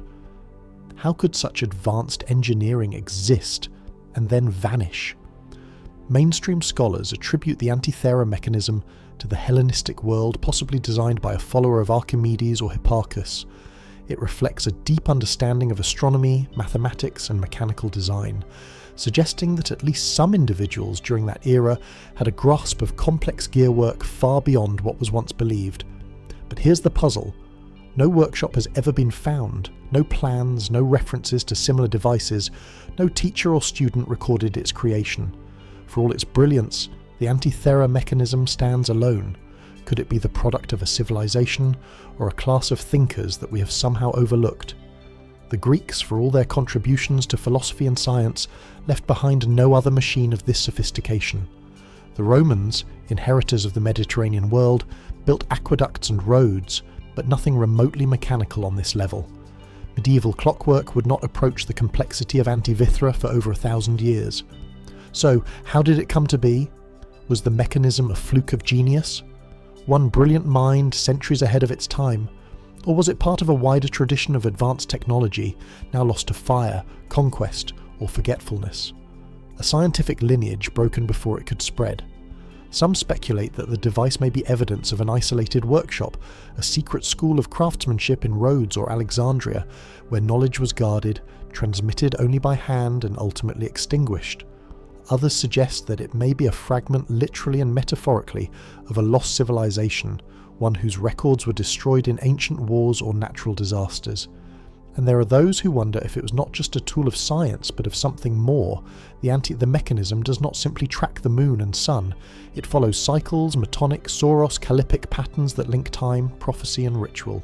Some researchers note the inclusion of the Olympiad dial, suggesting the mechanism had a cultural or religious significance. Could it have been used not only to model the cosmos, but to align human activity with celestial rhythms, a sacred device, not just a scientific one? Or perhaps it was both. In many ancient cultures, science and spirituality were inseparable, two lenses viewing the same mysteries. There are even more speculative theories suggesting the Antithera mechanism may have roots older than the Greeks, that it was a copy of an earlier device passed down from a forgotten people. Could it be the last surviving artifact of an advanced maritime civilization that once navigated by the stars, charting not only seas, but the skies? There is no evidence to confirm this, and yet, the silence surrounding the mechanism's origin is as telling as what we do know. Why is there only one? Why in the entire expanse of the ancient world is there not a single device of similar design recovered from any other site? Why do we find this machine in the ruins of a shipwreck, its creator anonymous, its purpose unknown, its brilliance unmatched? What kind of civilization leaves behind no name and no school, no tradition? Only a single broken voice whispering through gears and rust. Today, the Anti-Thera mechanism sits in the National Archaeological Museum of Athens, encased in glass, studied with X-rays and digital reconstructions. Piece by piece, we have begun to understand how it worked, but not why, not who, not how it came to be. Alone in the depths, we continue to scan the seabed, to search ancient libraries, to sift through ruins in hopes of finding a second mechanism or a mention of its maker. So far, nothing. And so, we're left with one last question. Was the Anti-Thera mechanism the crowning achievement of a known civilization, or the lone survivor of one we've never truly discovered? From the corroded gears of the Anti-Thera mechanism, we turn our gaze westward toward the sunlit shores of the Iberian Peninsula. Here, at the meeting point of the Atlantic and the Mediterranean, between the salt plains and shifting deltas of southern Spain, an ancient whisper lingers in the marshlands. A city of wealth, of trade, of myth. A kingdom that shimmered briefly on the horizon of recorded history before vanishing almost without a trace. Tartessos, first mentioned by Greek writers as early as the 7th century BC, Tartessos was described as a wealthy and sophisticated civilization, a land rich in silver, gold and tin. A place of flourishing culture and open trade situated somewhere near the mouth of the Guadalupe River. The Greeks spoke of it with admiration, the Carthaginians feared it, and the Romans centuries later found only silence. What happened to Tartessus? The sources are few and none are first-hand. Herodotus called it a kingdom ruled by wise kings, including one named Aranthonios, who reportedly ruled for 80 years and offered refuge to Greek colonists. Strauss placed Tartessos near modern-day Cadiz, while others described it as a port city of immense prosperity, possibly the westernmost limit of the known world at the time. But no ruins have ever been definitively linked to Tartessos, no capital unearthed, no city walls identified beyond doubt. The name disappears from records around the 6th century BC, leaving behind only fragments, cultural artifacts, scattered inscriptions, and a mystery that has puzzled archaeologists for over a century. Could Tartessos have existed only to vanish so completely? Some believe it was destroyed by a natural disaster, perhaps a tsunami, perhaps a river flood that buried its remains under layers of sediment in the marshy lands of Donana National Park. Aerial scans have revealed strange geometric anomalies beneath the soil, circles, rectangles and lines that some interpret as the ghost outlines of an ancient city. Excavations have revealed Phoenician goods, Iberian pottery and signs of habitation stretching back millennia, but no definitive city has been found. Others suggest that Tartessos may not have been a single city, but a cultural region, a network of settlements and trading hubs connected by shared language, wealth and belief. If so, its disappearance may have been gradual, a slow assimilation into the growing power of Carthage and later Rome, erasing not only its independence, but its identity. Still, there are those who believe Tartessos may be more than a forgotten kingdom. Some point to tantalizing similarities between Tartessus and Atlantis, the fabled island described by Plato. Both were rich in metals. Both existed beyond the Pillars of Heracles, or what we now call the Strait of Gibraltar.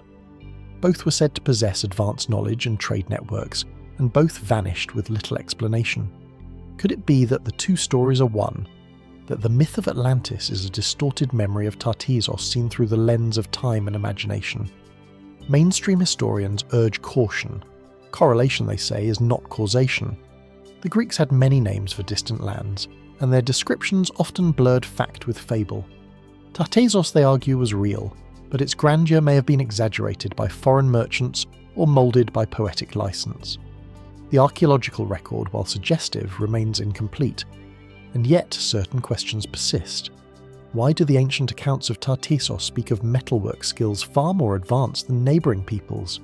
Why does the name itself, possibly derived from a Semitic route, suggest trade links stretching as far as the Levant? Why do some of the recovered artefacts seem stylistically unique? Not clearly Iberian, Phoenician, or Greek, but something in between. Could Tartessos have been a cultural bridge, an independent civilization that blended Mediterranean influences with native innovation, then vanished before its could the story be fully told? Or was it something even more elusive? A civilization that never truly existed in the form we imagine, a name spoken by traders for a land they never visited, a mirage formed by scattered myths and scattered wealth. Today, the region once thought to hold Tartessos remains under study. Archaeologists continue to probe the marshes, examining submerged layers of earth and forgotten riverbeds. Each discovery, each shard of pottery or carved stone brings us closer to an answer, but the full picture remains incomplete. Perhaps the city lies buried under centuries of silt. Perhaps its story survives only in fragments scattered across the museums of Europe. Or perhaps Tartessos never had a capital, never raised temples or towers, but existed only in the minds of those who believed it to be real. So we return to the silence. A kingdom remembered in name but not in stone. A people whose language is lost, whose stories were never written down, whose legacy survives only in the spaces between what we know and what we wonder. Was Tartessos a glittering hub of ancient trade and knowledge, erased by time and tide? Or was it never truly there at all? An echo mistaken for a voice, a civilization conjured from gold, salt, and myth. And if its ruins still sleep beneath the wetlands, how many other names, how many other cities have we yet to even imagine? As the echoes of Tartessos fade into the Iberian wetlands, we journey now into the realm of medieval memory, into the myths that mapped the unknown with words as powerful as walls. This is not the story of a city, but of a kingdom. Not one built from stone, but from parchment, belief, and the desperate hopes of a fragmented world. The kingdom of Prester John. For nearly 5 centuries, Europeans searched for this elusive realm, a Christian utopia said to exist somewhere far beyond the known world. Its king, Prester John, was described as a priest and monarch, a ruler of immense wisdom and holiness, commanding a land filled with wealth, strange beasts and ancient magic, a kingdom untouched by corruption, protected by divine favour, and shielded from the chaos that engulfed Europe in the wake of the Crusades. But no one ever found it. The legend began in the 12th century when a mysterious letter began circulating in Europe, allegedly written by Prester John himself. In it he described his land in vivid, almost dreamlike terms, rivers of gems, fountains of youth, and beasts both fantastic and familiar. The kingdom, he claimed, was home to the 10 lost tribes of Israel and bordered the lands of Gog and Magog. It was a place where Christianity flourished in peace, unthreatened by heresy or war. To a Europe weary of religious strife, Muslim expansion and internal division, the letter was more than myth. It was hope. It promised not just an ally in the East, but a mirror of Christian idealism, a world where faith and power worked in perfect harmony. But where was this kingdom? Early accounts placed it in India, then a vague term for the far reaches of Asia. Some believed Prester John ruled lands beyond Persia in the depths of Central Asia, possibly as a descendant of the Magi who visited Christ. Marco Polo heard tales of it during his travels, but could find no trace. Later, as geographical knowledge shifted, the kingdom moved with the maps, relocated first to the highlands of Central Asia, then to the Horn of Africa, and finally to Ethiopia. And it was there that myth briefly collided with reality. In the 14th and 15th centuries, European travellers encountered the Christian kingdom of Ethiopia, ruled by a line of kings claiming descent from the Queen of Sheba and King Solomon. To many, this was enough. Ethiopia became Prester John's kingdom. The myth reshaped reality, and for a time it suited both sides. But Ethiopia was no utopia. Though Christian, it was isolated, politically complex and vulnerable. It did not have rivers of gold or fountains of immortality, and it was certainly not waiting to rise as a saviour of Christendom. So, the legend shifted again. The real Ethiopia became too small to contain it. The kingdom of Prester John slipped back into the margins, reimagined, relocated, or dismissed entirely. Why then did the myth persist? Some scholars suggest that Prester John was never meant to be a real figure, but a symbol, a psychological projection of European desires for spiritual and political renewal. Others argue that the original letter was a forgery, a literary creation intended to inspire or manipulate. But even as maps became more accurate and continents filled in, the search continued. As late as the 17th century, explorers still embarked with the hope of finding his kingdom. What if instead of being a lie, Prester John was a distortion, an echo of a now-lost culture or kingdom that once thrived beyond the reach of European chroniclers? Could the tale be a misremembered memory of a remote Christian enclave in Asia? A conflation of different cultures misunderstood through the fog of distance, language and time?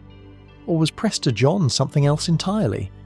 Some theorists suggest the myth may have been a coded survival of older legends, perhaps from Manichaean, notorious, or even pre-Christian traditions layered into a Christian framework by scribes who needed to believe in an otherworldly protector, a spiritual archetype, not just a geopolitical hope.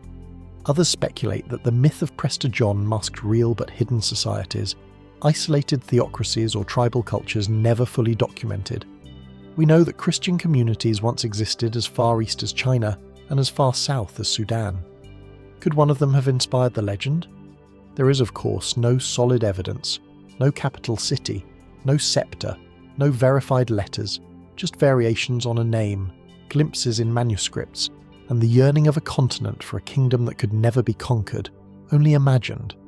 Today, the myth of Prester John survives mostly as a historical curiosity.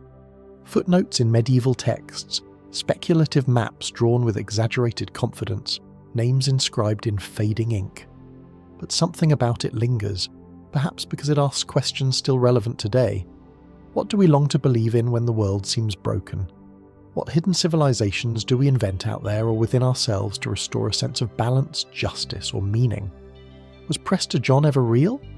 Or was he always a mirror reflecting what the world wished it could find? And if his kingdom never existed in stone or soil, did it still shape history in its absence? Somewhere in the folds of forgotten deserts or forested mountains, or perhaps just in the corners of old mines and older maps, the question remains, quiet, unanswered. Who was Prester John, and what was it we were truly searching for? As the legend of Prester John fades into the shadows of forgotten maps and half-remembered letters, we travel back further still into the twilight of prehistory, where the line between history and myth was not yet drawn. Our next mystery lies not in the imagination of medieval Europe, but in the stone-carved records of ancient Egypt, where pharaohs inscribed their journeys to a place both sacred and strange. They called it Punt, to nature, the land of the god. It was a place of wonder spoken of with reverence and longing, a distant land of incense and gold, of exotic animals, fragrant myrrh trees and ebony wood. Egyptian texts describe it as a land of wealth, peace, and divine connection. And yet, no one knows where it was, or if it ever existed at all. Most of what we know about Punt comes from reliefs and inscriptions in Egyptian temples. The most famous among them are found in the mortuary temple of Hatshepsut at Deir el-Bahari, dating to the 15th century BC. There, stone walls come alive with detailed images of the pharaoh's expedition, ships laden with goods, men offering gifts, trees in baskets to be replanted in Egyptian soil. There is even a depiction of the Pontite queen, unusually large, distinctly drawn, her form unlike any other figure in Egyptian art.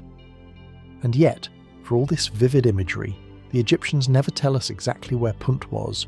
No coordinates, no maps, just reverent descriptions of a place that lay to the south, across the Red Sea, or perhaps farther still. So, where was this land of divine trade? Some scholars believe it was located in modern-day Eritrea or Somalia. Others point to Sudan, Yemen, or parts of the Arabian Peninsula. All of these regions have at different times been identified as potential sites of Punt. They offer tantalizing clues, ancient trade routes, archaeological remains, botanical evidence, but nothing conclusive. No ruins of Pun have been found, no temples, no tombs, no written language, no self-identifying artifact that says with certainty, "We were here."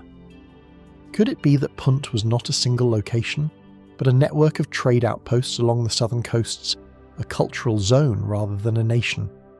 Perhaps the Egyptians referred to Punt the way we might refer to the Orient, a region coloured by trade, mystery and projection. Or perhaps it was a memory, an ancestral homeland reimagined over generations whose real location had already faded by the time the pharaohs wrote about it. And then there are more speculative voices. Some have suggested that Punt was more than just a trading partner, that it represented a sacred mirror to Egypt, its equal in mystery and reverence. Could it have been the origin of Egyptian spiritual knowledge as some esoteric traditions propose? A land not just of goods, but of gods. Others go further still, proposing that Punt may have been an ancient civilization now entirely lost. Its ruins were swallowed by desert or sea. Its memory is preserved only through Egypt's longing. Could it have been a remnant of an earlier age? Perhaps a forgotten offshoot of the first great African cultures, or a people descended from a prehistoric civilization that vanished without a trace. There is also a curious pattern in the Egyptian texts. The expeditions to Punt are spaced far apart, decades, sometimes centuries. This suggests not a steady trade relationship, but a sporadic, almost mythical journey, as if Punt were not merely far, but difficult to find. Could its location have shifted with changing coastlines, political upheaval, or the slow drift of oral memory? And what of the goods brought back? Incense, gold, animal skins, strange animals like baboons and giraffes and trees that thrived in Egypt's foreign gardens. These were not ordinary imports. They were ceremonial, symbolic, even sacred. Egypt did not just trade with Punt, it venerated it. But why? Perhaps Punt was remembered not for its power, but for what it represented, a place untouched, unspoiled, beyond the grasp of time. A land of beginnings older than the empire, where the gods still walked among mortals. Could the Egyptians have preserved the myth of Punt precisely because they needed it? A spiritual counterbalance to their structured, ordered world. Mainstream archaeology continues to search. Remote sensing surveys, ancient DNA analysis, and renewed digs in coastal regions may one day bring clarity. But for now, the trail remains elusive. The images at Deir el-Bahari remain our most vivid window. Artistic, yes, but also precise, detailed and purposeful. Someone went there. Something was brought back. And then the silence. No punitive language, no rulers, no known descendants, just a place described as real, documented in the language of gods and kings, but never fully found. So once again, we are left standing at the threshold of history, where the known fades into the unknown. Was Punt a real kingdom buried beneath layers of time waiting to be rediscovered? Or was it always a reflection in the Nile, a vision of paradise drawn not from geography, but from the collective memory of a people searching for the sacred? And if we still haven't found it, what other names, what other lands might still lie waiting on the far edge of our understanding? As the faint echoes of Punt vanish into the sands of northeast Africa, we move inland into the rugged hills of southeastern Turkey, where wind brushes over dry grass and stones rest half buried in the soil. Here, on a barren slope once thought to be unremarkable, lies a place that has forced historians and archaeologists to rethink everything they thought they knew about the origins of civilization. Göbekli. At first glance it looks like a scattering of ancient stones, but as the dust is brushed away, a staggering complexity is revealed. Massive T-shaped pillars, some over 16 tall, and weighing more than 10 tons arranged in concentric circles, each carved with elegant depictions of animals, lions, vultures, scorpions, snakes.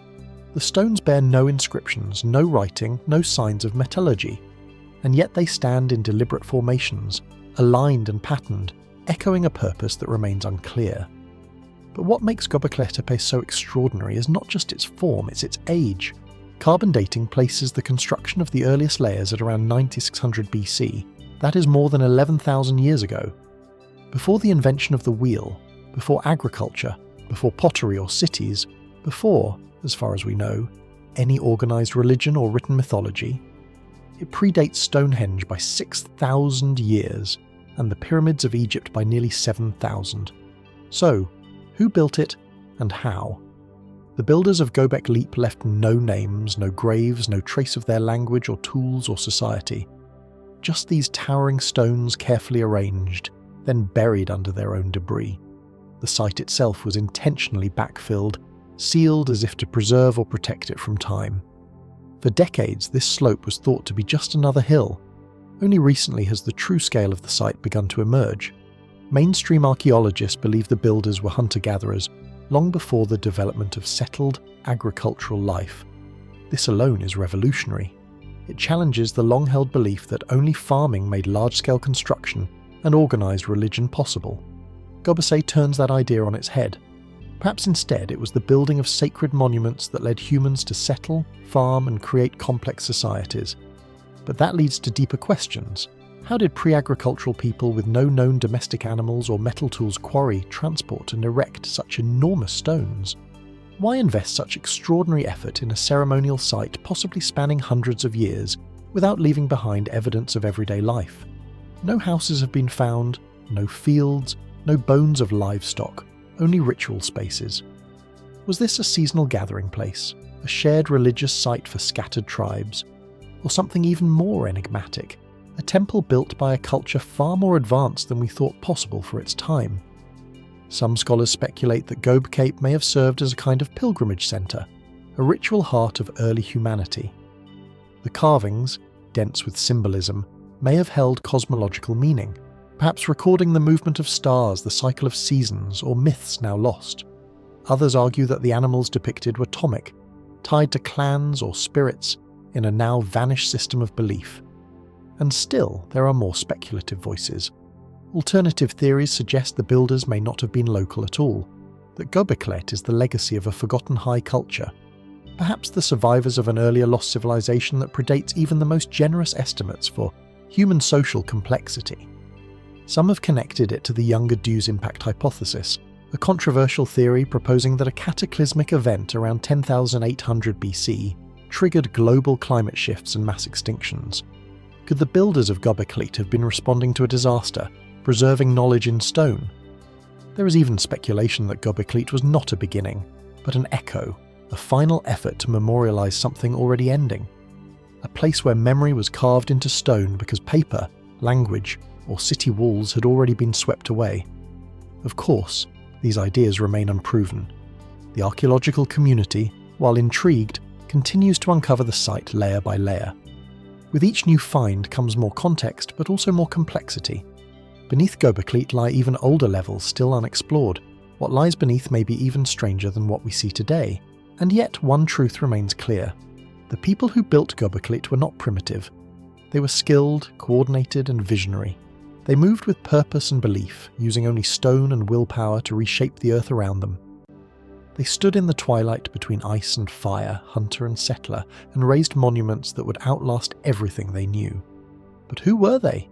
Where did they go? And why did they bury the very thing they had built? Perhaps the answers are still hidden beneath the soil. Or perhaps Göbekli is not meant to be fully understood, only to remind us how little we truly know about our beginnings. If this was the work of a people who never left a name, who never built cities or empires, what else might lie buried waiting for us to notice? And if they could do this, what else were they capable of? From the weathered stones of Göbekli, monuments built by a people we cannot name, we now follow a thread that leads not into prehistory, but into the heart of one of the world's most enduring religious mysteries. A story not of stone, but of disappearance. A story that begins in ancient Israel, but soon spirals outward into every corner of the world. This is the mystery of the 10 lost tribes of Israel. According to the Hebrew Bible, the nation of Israel was once divided into 12 tribes, each descended from the sons of Jacob. For centuries, these tribes lived in the land of Canaan, forming a confederation, then later a united monarchy under Saul, David and Solomon. But after Solomon's death, the kingdom fractured, 10 of the tribes forming the northern kingdom of Israel, while 2 remained in the south in the kingdom of Judah. Then in 722 BC, everything changed. The Assyrian Empire invaded the north, the cities of Israel fell one by one, and the people were taken into exile, dispersed throughout the vast territories of the Assyrian realm. And in the records that followed, those 10 tribes seemed to vanish. Judah survived. Its people were later exiled to Babylon, but returned. They rebuilt Jerusalem. They kept their identity. They became what we know today as the Jewish people. But the northern tribes, Reuben, Simeon, Dan, Naphtali, Gad, Asher, Issachar, Zebulun, Ephraim, and Manasseh, were never heard from again. Or were they? The search for the lost tribes began almost immediately. Ancient texts speculated on their fate. Some claimed they had settled beyond the Euphrates. Others spoke of a hidden land separated from the world by a great river or mountain range where the tribes still lived in isolation waiting for a return. As centuries passed, the legend grew. In the Middle Ages, Jewish, Christian, and Islamic sources alike pondered their whereabouts. Some said the tribes had travelled east into Persia or India. Others believed they had migrated north into the Caucasus or beyond. In the 16th and 17th centuries, explorers, missionaries, and scholars began to link indigenous groups around the world to the lost tribes. In Ethiopia, the Beta Israel community, an ancient Jewish group with its own rituals and oral traditions, was seen by some as a surviving remnant. In India, the Bay Israel and Bennett Manasseh tribes claimed descent from Manasseh. In Afghanistan and Pakistan, the Pashtun people were said to carry names and customs reminiscent of ancient Israel. Even Native American tribes such as the Iroquois and Navajo were at one point suggested to be possible descendants based on perceived linguistic or ritual similarities. Could it be that the 10 tribes did not vanish, but scattered, their identities evolving over millennia in faraway lands? Genetic studies have provided limited support for some of these claims, offering tantalizing hints of shared ancestry in a few populations, but nothing definitive. The lack of consistent textual or archaeological evidence keeps the mystery just out of reach. Others believe the answer may be more symbolic than literal. Some scholars argue that the tribes were not lost at all, but assimilated, absorbed into other peoples, their lineage disappearing not by exile, but by blending into the fabric of history. In this view, the lost tribes represent a kind of spiritual longing, a yearning for wholeness, for unity, for the breathing of what was broken. And yet the mystery persists because the idea of the lost tribes has power. It has shaped empires, inspired messianic movements, and influenced political decisions. The Portuguese during the Age of Exploration sent expeditions in part hoping to find them. In 17th century England, Puritan theologians linked the British people to the tribe of Ephraim. In modern times, entire communities have converted to Judaism under the belief that they are descendants of Israel's lost children. And then there is prophecy. Some religious traditions, both Jewish and Christian, believe the 10 tribes will one day return, reunited with Judah at the end of days. Their reappearance is tied not to archaeology or anthropology, but to destiny. But what if they were never 10 distinct isolated populations to begin with? What if the biblical account itself is not a precise historical record, but a layered narrative blending history, theology, and myth? Could the concept of the lost tribes be more a reflection of ancient identity struggles rather than the record of a real exile? Or perhaps the answer lies somewhere in between. Part memory, part metaphor, part historical fact. Across the deserts of Iran, the highlands of Ethiopia, the forests of India, and the mountains of Central Asia, whispers still echo. Songs sung in unfamiliar tongues, rituals whose origins have been forgotten, names passed down that resemble ancient Hebrew. Are these the voices of the lost, or coincidences waiting to be confirmed? So, we return to the question that has haunted the ages. Where did they go? Did the 10 tribes vanish into the sands of time, assimilated, erased, remembered only in name? Or did they survive in the shadows, scattering like seeds across the earth, quietly living out stories no longer recognized as part of Israel's own? And if one day they are found, truly found, what would that mean for the story of civilization as we know it? Or is the very idea of their return just another myth? A mirror reflecting our own desire to believe that nothing precious is ever truly lost?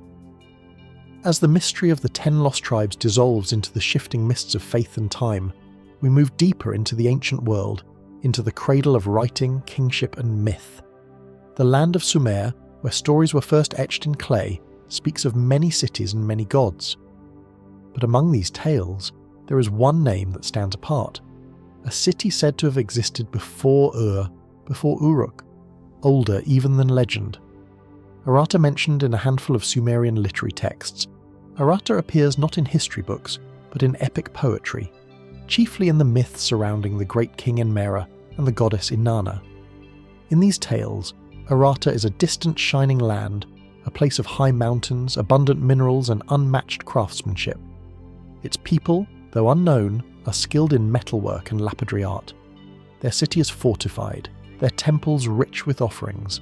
They possess treasures the likes of which even the lords of Uruk covet. But Arata's exact location was lost. Unlike Ur or Eridu, no archaeological site has ever been definitively linked to it. No stone has been unearthed bearing its name. No ruins rise from the plains of Mesopotamia to mark where it stood. And yet it is spoken of again and again in Sumerian literature as a rival, a source of divine wealth, and a destination of great peril. Was Arata a real place? Some scholars believe so. They argue that the repeated references to Arata in early texts point not to mere fiction, but to a cultural memory, perhaps a trade partner in the Iranian plateau or a mountain kingdom that once provided the Sumerians with precious goods. Others suggest it might correspond to early settlements in the region of Giri in southeastern Iran, where archaeological discoveries have unearthed intricate artifacts and early signs of urban life. Could Arata have been one of these cities known by a different name, buried under centuries of sediment and silence? The Enmerar epics describe a long and dangerous journey to reach Arada, over rivers and mountains, through enemy territory, far beyond the familiar lands of Sumer.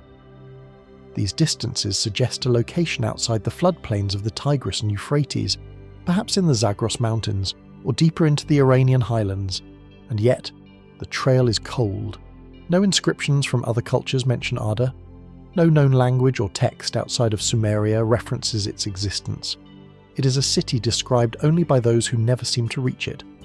Messengers and kings who send envoys, make demands and invoke the will of gods but never stand at its gates. Always it is far, always it is rich, and always it resists. Could Arata be less a place, and more a symbol? To the Sumerians, it may have represented a spiritual opposite, a land of raw, untamed abundance contrasted with the ordered, irrigated cities of the south, a mirror of Sumerian desire and anxiety. In this view, Arata is the wild richness of the mountains, the chaos of the frontier, the dream of divine wealth just out of reach. But then again, why such detail? Why the elaborate negotiations, the poetic exchanges, the rituals to win over Inanna's favour? Why the precise descriptions of jewels, medals and gates of lapis lazuli? The texts don't treat Arata like a fantasy. They treat it like a rival, a challenge, a city equal in stature, if not in proximity. There are other clues. Some researchers have pointed out linguistic peculiarities in the Inmar texts, phrases that suggest translation or intercultural dialogue. One myth even tells of a confusion of tongues, a moment when language itself was scrambled, requiring new invention to bridge the gap. Could this be an echo of early contact between Sumerians and other sophisticated people now forgotten? Or is it more ancient still? Some fringe theorists have speculated that Arata predates even Sumer itself, that it may have been the source of their early cultural and technological advances, a hidden mother civilization existing in the shadow of myth. These ideas remain speculative without physical evidence, but they draw strength from a deeper truth. The first chapters of civilization remain hazy, their edges blurred. Göbekli reminds us that monumental architecture existed long before settled cities. Could Arata have been a cultural bridge linking those early spiritual centres to the dawn of kingship in Sumer? A lost predecessor remembered only in myth because its memory outlasted its stones. And if Arata was real, why was it erased? Was it destroyed in a war never recorded? Did its people migrate, assimilate, or vanish into the mountains from which they came? Or was it always intended to be unreachable, less a city and more a horizon? So, we are left again with silence. Arata lives only in clay tablets, in lines of poetry, from 4,000 years ago. Its wealth is imagined, its walls unmeasured, and yet it continues to call. Was Arata the jewel of the East, a real kingdom hidden in the folds of time? Or was it a dream conjured by the earliest poets drawn from longing and divine distance? And if somewhere beneath the dust of forgotten lands its stones still lie, how many other cities might wait undiscovered in the space between myth and memory?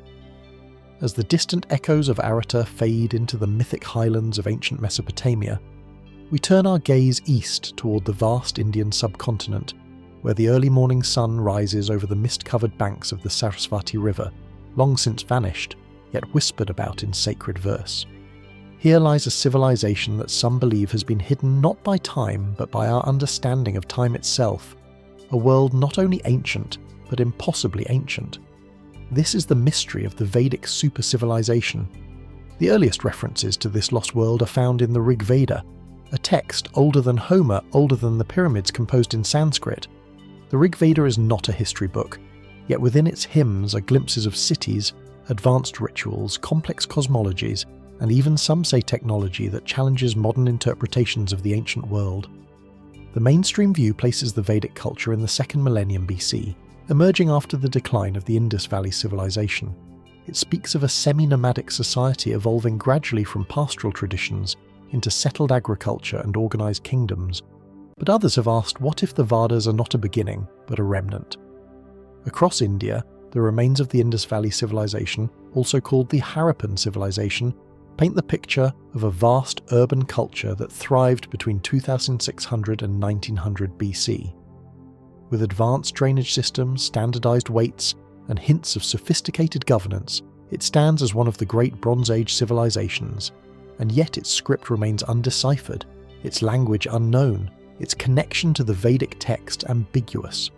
Could the Vedas be the memory of a civilization even older than Harappa, or part of a continuum that stretched back further than we dare imagine? Some researchers point to references in the Vedic text to cities with 100 walls, aerial chariots called vimanas, and weapons that resemble modern conceptions of energy-based warfare. One passage describes a weapon blazing with the fire of 1,000 suns. Another, a blast that turned men to ash and caused birds to fall from the sky. Are these poetic metaphors, mythological flourishes, or faded memories of something very real? Mainstream scholars interpret these verses symbolically. They see the Vedas as spiritual texts using imagery to convey moral or cosmological truths. Yet the specificity of some descriptions has drawn speculation from outside academic circles. In the 20th century, thinkers like Bal Gangadhar Tilak and later researchers in the alternative history community began to argue that the Vedic texts preserve echoes of an advanced civilization lost not to conquest but to cataclysm.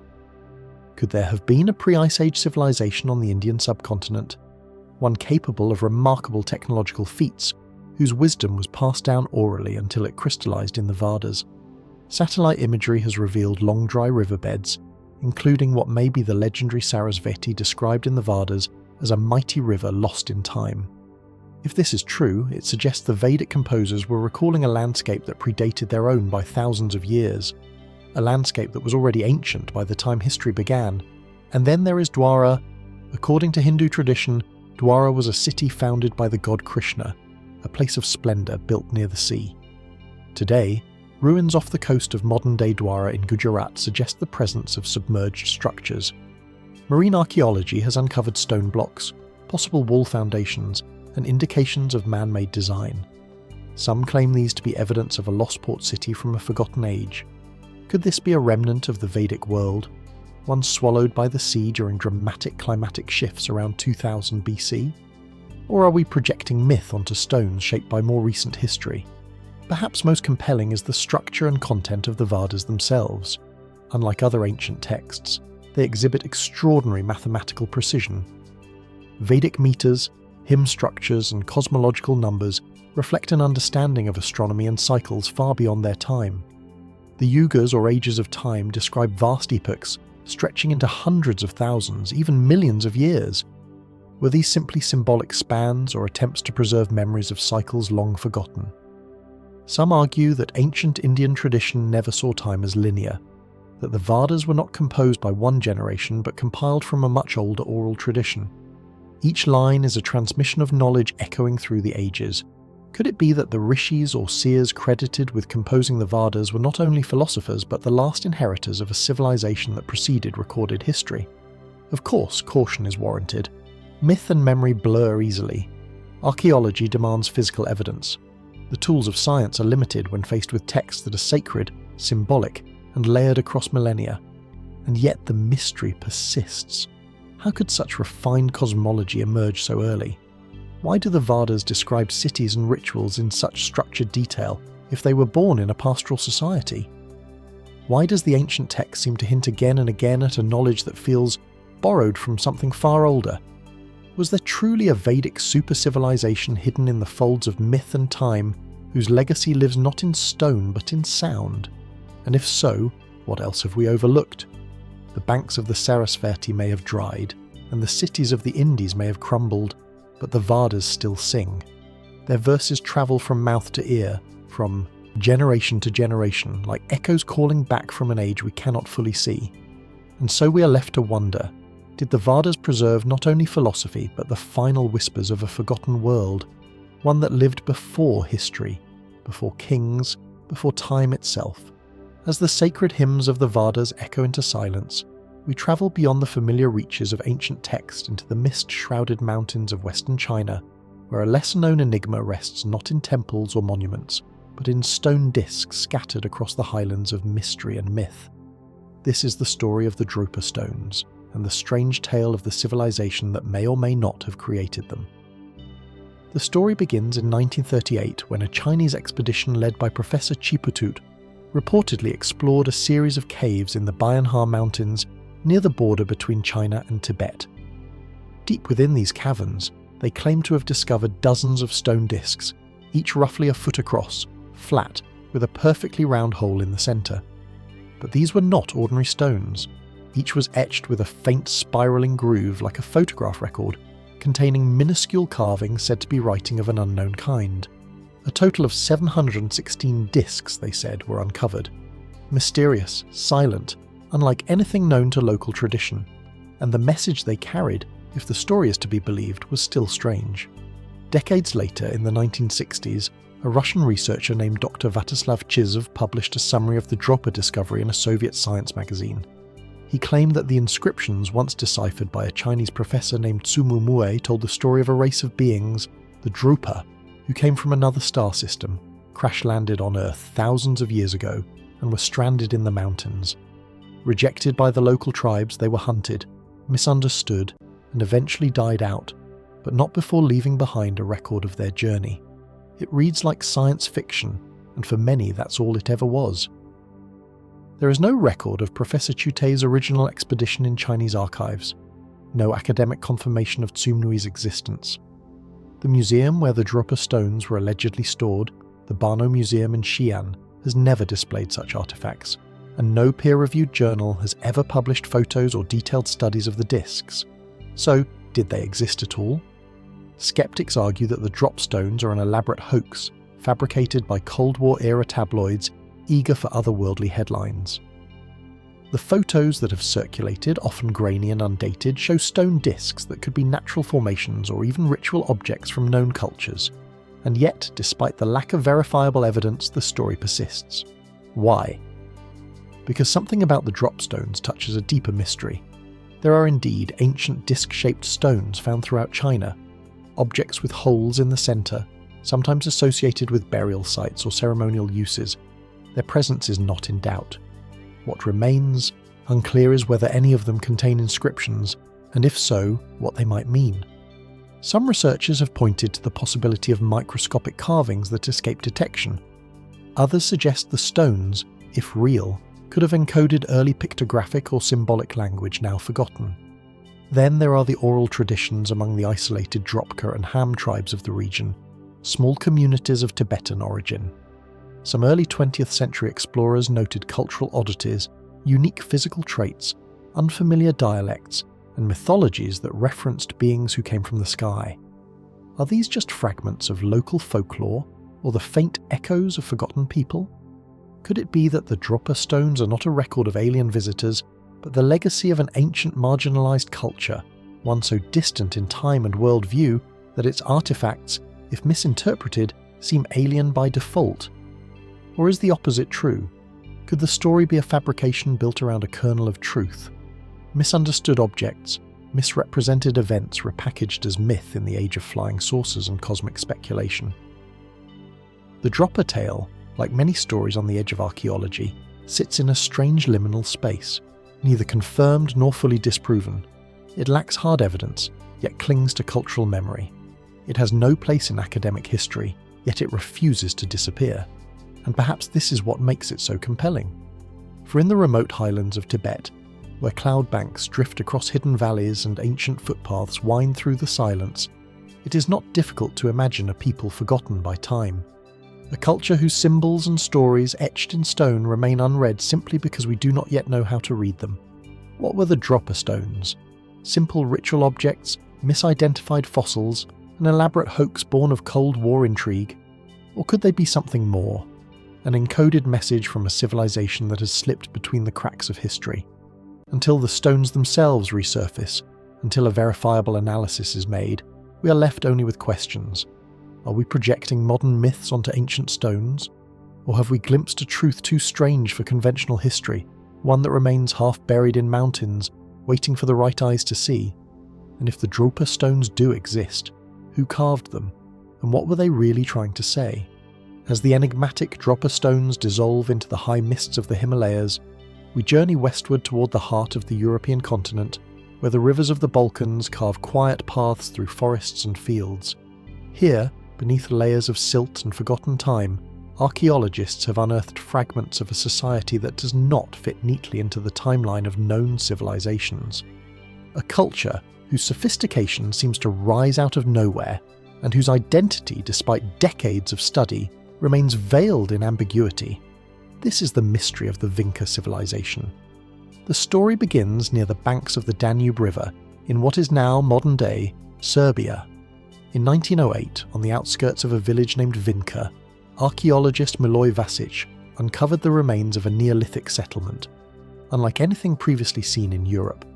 What he found defied expectations: intricately decorated ceramics, stylized figurines with elongated faces and almond-shaped eyes, and most curiously, rows of symbols carved onto tablets, tools, and shards of pottery. These symbols were unlike anything known at the time. They were not pictographs. They were not decorative. They seemed intentional, systematic, and they appeared centuries, even millennia before the rise of the uniform in Sumer, which has long been considered the birthplace of writing. Was this Europe's forgotten script? The Vinca symbols, as they came to be known, date back as far as 5700 BC, predating Mesopotamian writing systems by over 2,000 years, found not just in Serbia, but across a vast region of southeastern Europe. They suggest the presence of a remarkably advanced society, one that built permanent settlements, cultivated the land, created art, and perhaps even developed a system of profiting. And yet there is no consensus. Many scholars remain cautious. They argue that the Vinca symbols do not represent a true writing system, but rather a form of symbolic communication, a pre-literate script used for ritual, ownership, or identification. Still, the density, structure, and recurrence of these signs continue to challenge that interpretation. Could the people of the Vinca culture have developed a written language and then lost it? Or were they part of a larger, now forgotten civilization, whose influence rippled across Neolithic Europe before vanishing completely? The artifacts left behind add further intrigue. The ceramic figurines found at Vinca sites often have an otherworldly appearance, stylized, abstract, and unusually expressive for Neolithic art. Some have likened their features to beings from myth, or even from speculative extraterrestrial lore, though no serious archaeological theory supports such claims. But there is something undeniably strange about the aesthetic of Vinca art, something that suggests a worldview we no longer understand. Their settlements were also ahead of their time, large, organised, and planned with evidence of metallurgy as early as 5000 BC. Long before copper smelting became common elsewhere, these people were not primitive farmers eking out survival. They were builders, artists, thinkers. So why did they disappear? By around 4500 BC, the Vinca culture began to decline.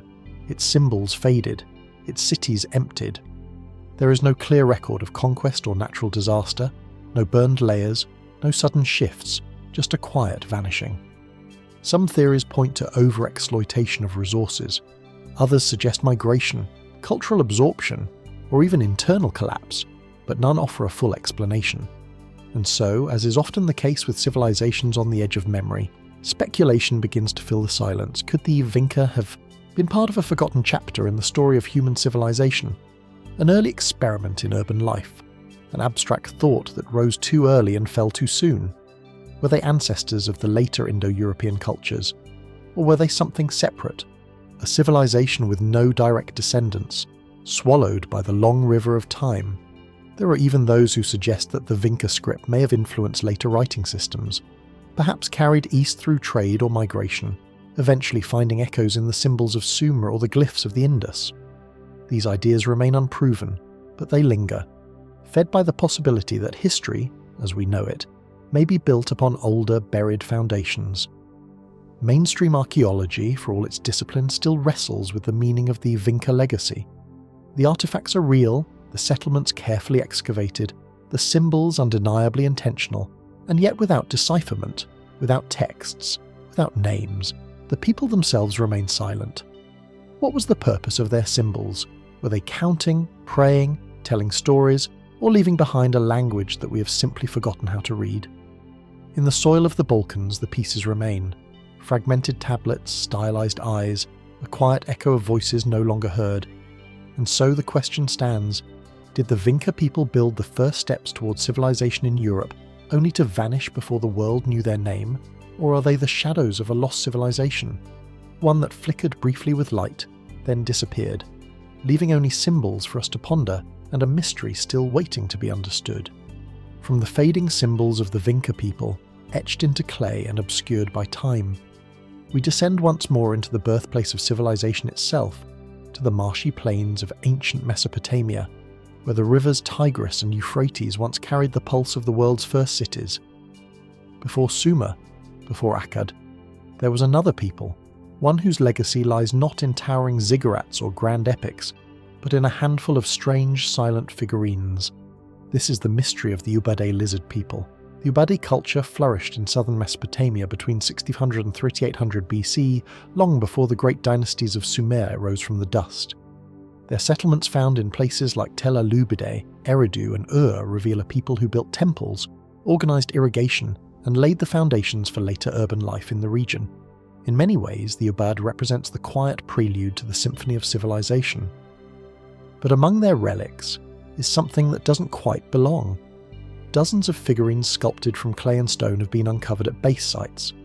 Many are human in form, detailed, delicate, posed, but some are different. Some have elongated heads, slanted eyes, tapered snouts, and reptilian features. These are not naturalistic depictions. They are not stylized representations of ordinary humans. They appear alien. Even more unsettling are the postures. Some of the lizard-headed figures are shown holding infants. Others sit with hands on knees in positions of meditation or authority. A few wear appear to be helmets or ornate headgear. They are depicted with purpose, posed, symbolic, almost ceremonial. What were these figures meant to represent? Mainstream archaeologists have long interpreted them as stylized idols, possibly representing gods, spirits, or mythic beings. In early agricultural societies, anthropomorphic deities were often shaped to reflect symbolic traits: fertility, strength, mystery. The reptilian features may have represented transformation, birth, or an element of the natural world now lost to our understanding. And yet, no inscriptions name them. No accompanying texts explain their purpose. No myths from later Mesopotamian traditions describe gods that look like this. Why would a culture at the dawn of organized life carve humanoid beings with reptilian faces? Some researchers propose that these figurines are remnants of a forgotten belief system, perhaps tied to an early cult, one that vanished before writing could preserve its myths. Others suggest the figurines may not represent gods at all, but a class of priests, midwives, or masked figures involved in ritual or medicine. The helmets, the posture, the infants, all hint at possible roles lost in translation. But then come the more speculative theories. Some fringe historians and theorists argue that the Ubade lizard people represent more than myth, that they are depictions of beings who once lived among early humans. These theorists point to global myths of serpent-like deities, dragons in China, Nagas in India, Quetzalcoatl in Mesoamerica, and suggest that a hidden reptilian race may have once walked the earth, remembered in art and legend long after they vanished. Others take the idea further, proposing contact with non-human intelligences, perhaps visitors from elsewhere, whose presence in the ancient world left behind a trail of reptilian imagery and unexplained artifacts. These ideas are not supported by the archaeological community, but they persist, fed by the mystery and the eerie gaze of the figurines themselves. Still, the material facts remain simple and unresolved. The figurines are real. They are old. They are unlike anything else found in the region, and then, just as suddenly as they appear, they are gone. By the time Sumer rises, the Ub culture has faded. The reptilian figures are no longer made. The temples are rebuilt in new styles. New gods are named. The strange idols are buried, forgotten. Why did the belief system collapse? Was it absorbed, rejected, or abandoned? Or did the cube figurines never hold the meaning we assigned to them? Were they mere symbols, misread through the lens of our own desire for mystery? Even now, there is no consensus. The figurines remain isolated, without texts, without direct lineage, without context. Were they gods? Were they ancestors? Were they warnings? The badge left no answers, only forms, only eyes that do not blink, hands that cradle, faces that do not resemble ours, and silence. So we are left with questions. Why would a culture at the threshold of civilization give such careful attention to beings that look nothing like themselves? What inspired these forms? And if they were simply artistic inventions, why do they feel so deliberate? The Ubade lizard people may never be fully explained, but in their ambiguity lies their power. They are a mirror reflecting our longing to understand the unknowable, and perhaps a whisper from a chapter of human history that was never meant to be remembered. From the quiet enigma of the Cubade figurines, those lizard-faced beings whose purpose still eludes us, we journey now into the green heart of the Balkans. Here, nestled in the rolling hills of central Bosnia, a group of mountains rises from the landscape with uncanny symmetry. Too symmetrical, some say, too precise to be natural. These are not just hills, claim the believers. They are pyramids, ancient, monumental, and possibly the oldest on Earth. This is the mystery of the Bosnian pyramids and the civilization that may or may not have built them. It began in 2005 when Bosnian-American archaeologist Samir Osmanagic announced a bold theory that the hill known as Visor near the town of Visoko was not a natural formation, but a massive man-made pyramid. According to Osmanagic, its geometric slopes, flat triangular faces, and near-perfect alignment to the cardinal points all pointed to intentional design. And not just any design. He claimed it was the largest pyramid in the world, higher than Egypt's Great Pyramid of Giza, and potentially far older. Soon he expanded his claim. Visotica, he argued, was just one of several pyramids in a sprawling complex that included the Pyramid of the Moon, the Pyramid of the Dragon, and even underground tunnels linking them all. The site quickly gained international attention. Supporters hailed it as a discovery that could rewrite the history of human civilization. Detractors dismissed it as pseudoscience. The debate was immediate, passionate, and unresolved. So what exactly was found? Excavations around the base of Visoga revealed layers of stone blocks and terraces that to the untrained eye did seem orderly, structured even. In the nearby Ravna tunnel system, researchers uncovered long winding passageways, dry-stacked stone walls, and what Osmanagic described as megalithic stones with carved symbols and energy fields. But mainstream archaeologists were unconvinced. According to geologists and regional experts, the so-called pyramid is a natural formation known as a flatiron, a geological feature created by sedimentary layering and tectonic uplift. The angular appearance of the hill, they argue, is the result of natural fracturing, not human construction. The stone slabs, they say, are naturally occurring. Conglomerates broken and weathered over time. No tools, inscriptions, or cultural artifacts have been definitively linked to an ancient civilization at the site. And yet, the questions remain. If Visoika is purely natural, why does its orientation so closely match that of known pyramids? Why do the tunnels stretch in straight lines, branching at near right angles, unlike typical cave systems? What accounts for the reported acoustic properties in certain chambers or the unusual electromagnetic readings captured by some researchers? Are these phenomena purely geological, or signs of human intent long eroded from view? Some fringe theorists propose that the Bosnian pyramids were built by a lost civilization, predating all known societies, perhaps tens of thousands of years ago in the shadowy epochs before recorded history. Others link the site to ancient global networks of pyramid cultures, suggesting that knowledge, now forgotten, once spanned continents. There are even claims of unusual energies emanating from the peak of the Pyramid of the Sun. A focused beam of electromagnetic radiation measured by independent teams and left unexplained. What natural process, they ask, could produce such an effect? Still, no conclusive evidence has emerged. No ancient writings, no tools, no bones, no cultural debris that can be radiocarboned, dated to a civilization capable of moving massive stone. And yet tourists continue to arrive. Volunteers dig, and the hills remain silent, massive and mysterious. What then do we make of this place? Is it a grand misinterpretation? Natural formations mistaken for ancient wonders shaped by erosion and wishful thinking? Or is it a partially buried truth obscured by time and academic rigidity, waiting to be uncovered by eyes willing to see beyond established timelines? Perhaps the answer lies somewhere between. It is possible that the Bosnian hills are natural, but modified in antiquity. That what we see today is a hybrid, a conversation between geology and human hands, a site whose true history has been layered over by millennia of growth, collapse, and silence. Or perhaps the mystery is psychological, a reflection of our desire to find meaning in the landscape, our yearning to connect with something ancient, something lost, something bigger than ourselves. But still the shape of the hill is precise. The tunnels are real. The stone blocks remain, whether natural, altered, or built by a hand now forgotten. They challenge us to ask, what are we willing to believe, and what are we afraid to consider? In the shadow of Visotica, where forest reclaimed stone and wind whispers through caverns of uncertain origin, we are left with more questions than answers. Were these truly pyramids crafted by a civilization that rose and fell before history began? Or are they the product of time and earth given meaning by our endless search for the extraordinary? And if they are ancient, who built them? And why did they leave no trace? From the verdant slopes of Visoko and the elusive symmetry of the Bosnian pyramids, we turn now to the waters, where memory lies sunken beneath the waves and myth presses against the edge of archaeological possibility. Just off the western coast of India in the Arabian Sea, divers and sonar scans have revealed structures that shouldn't be there.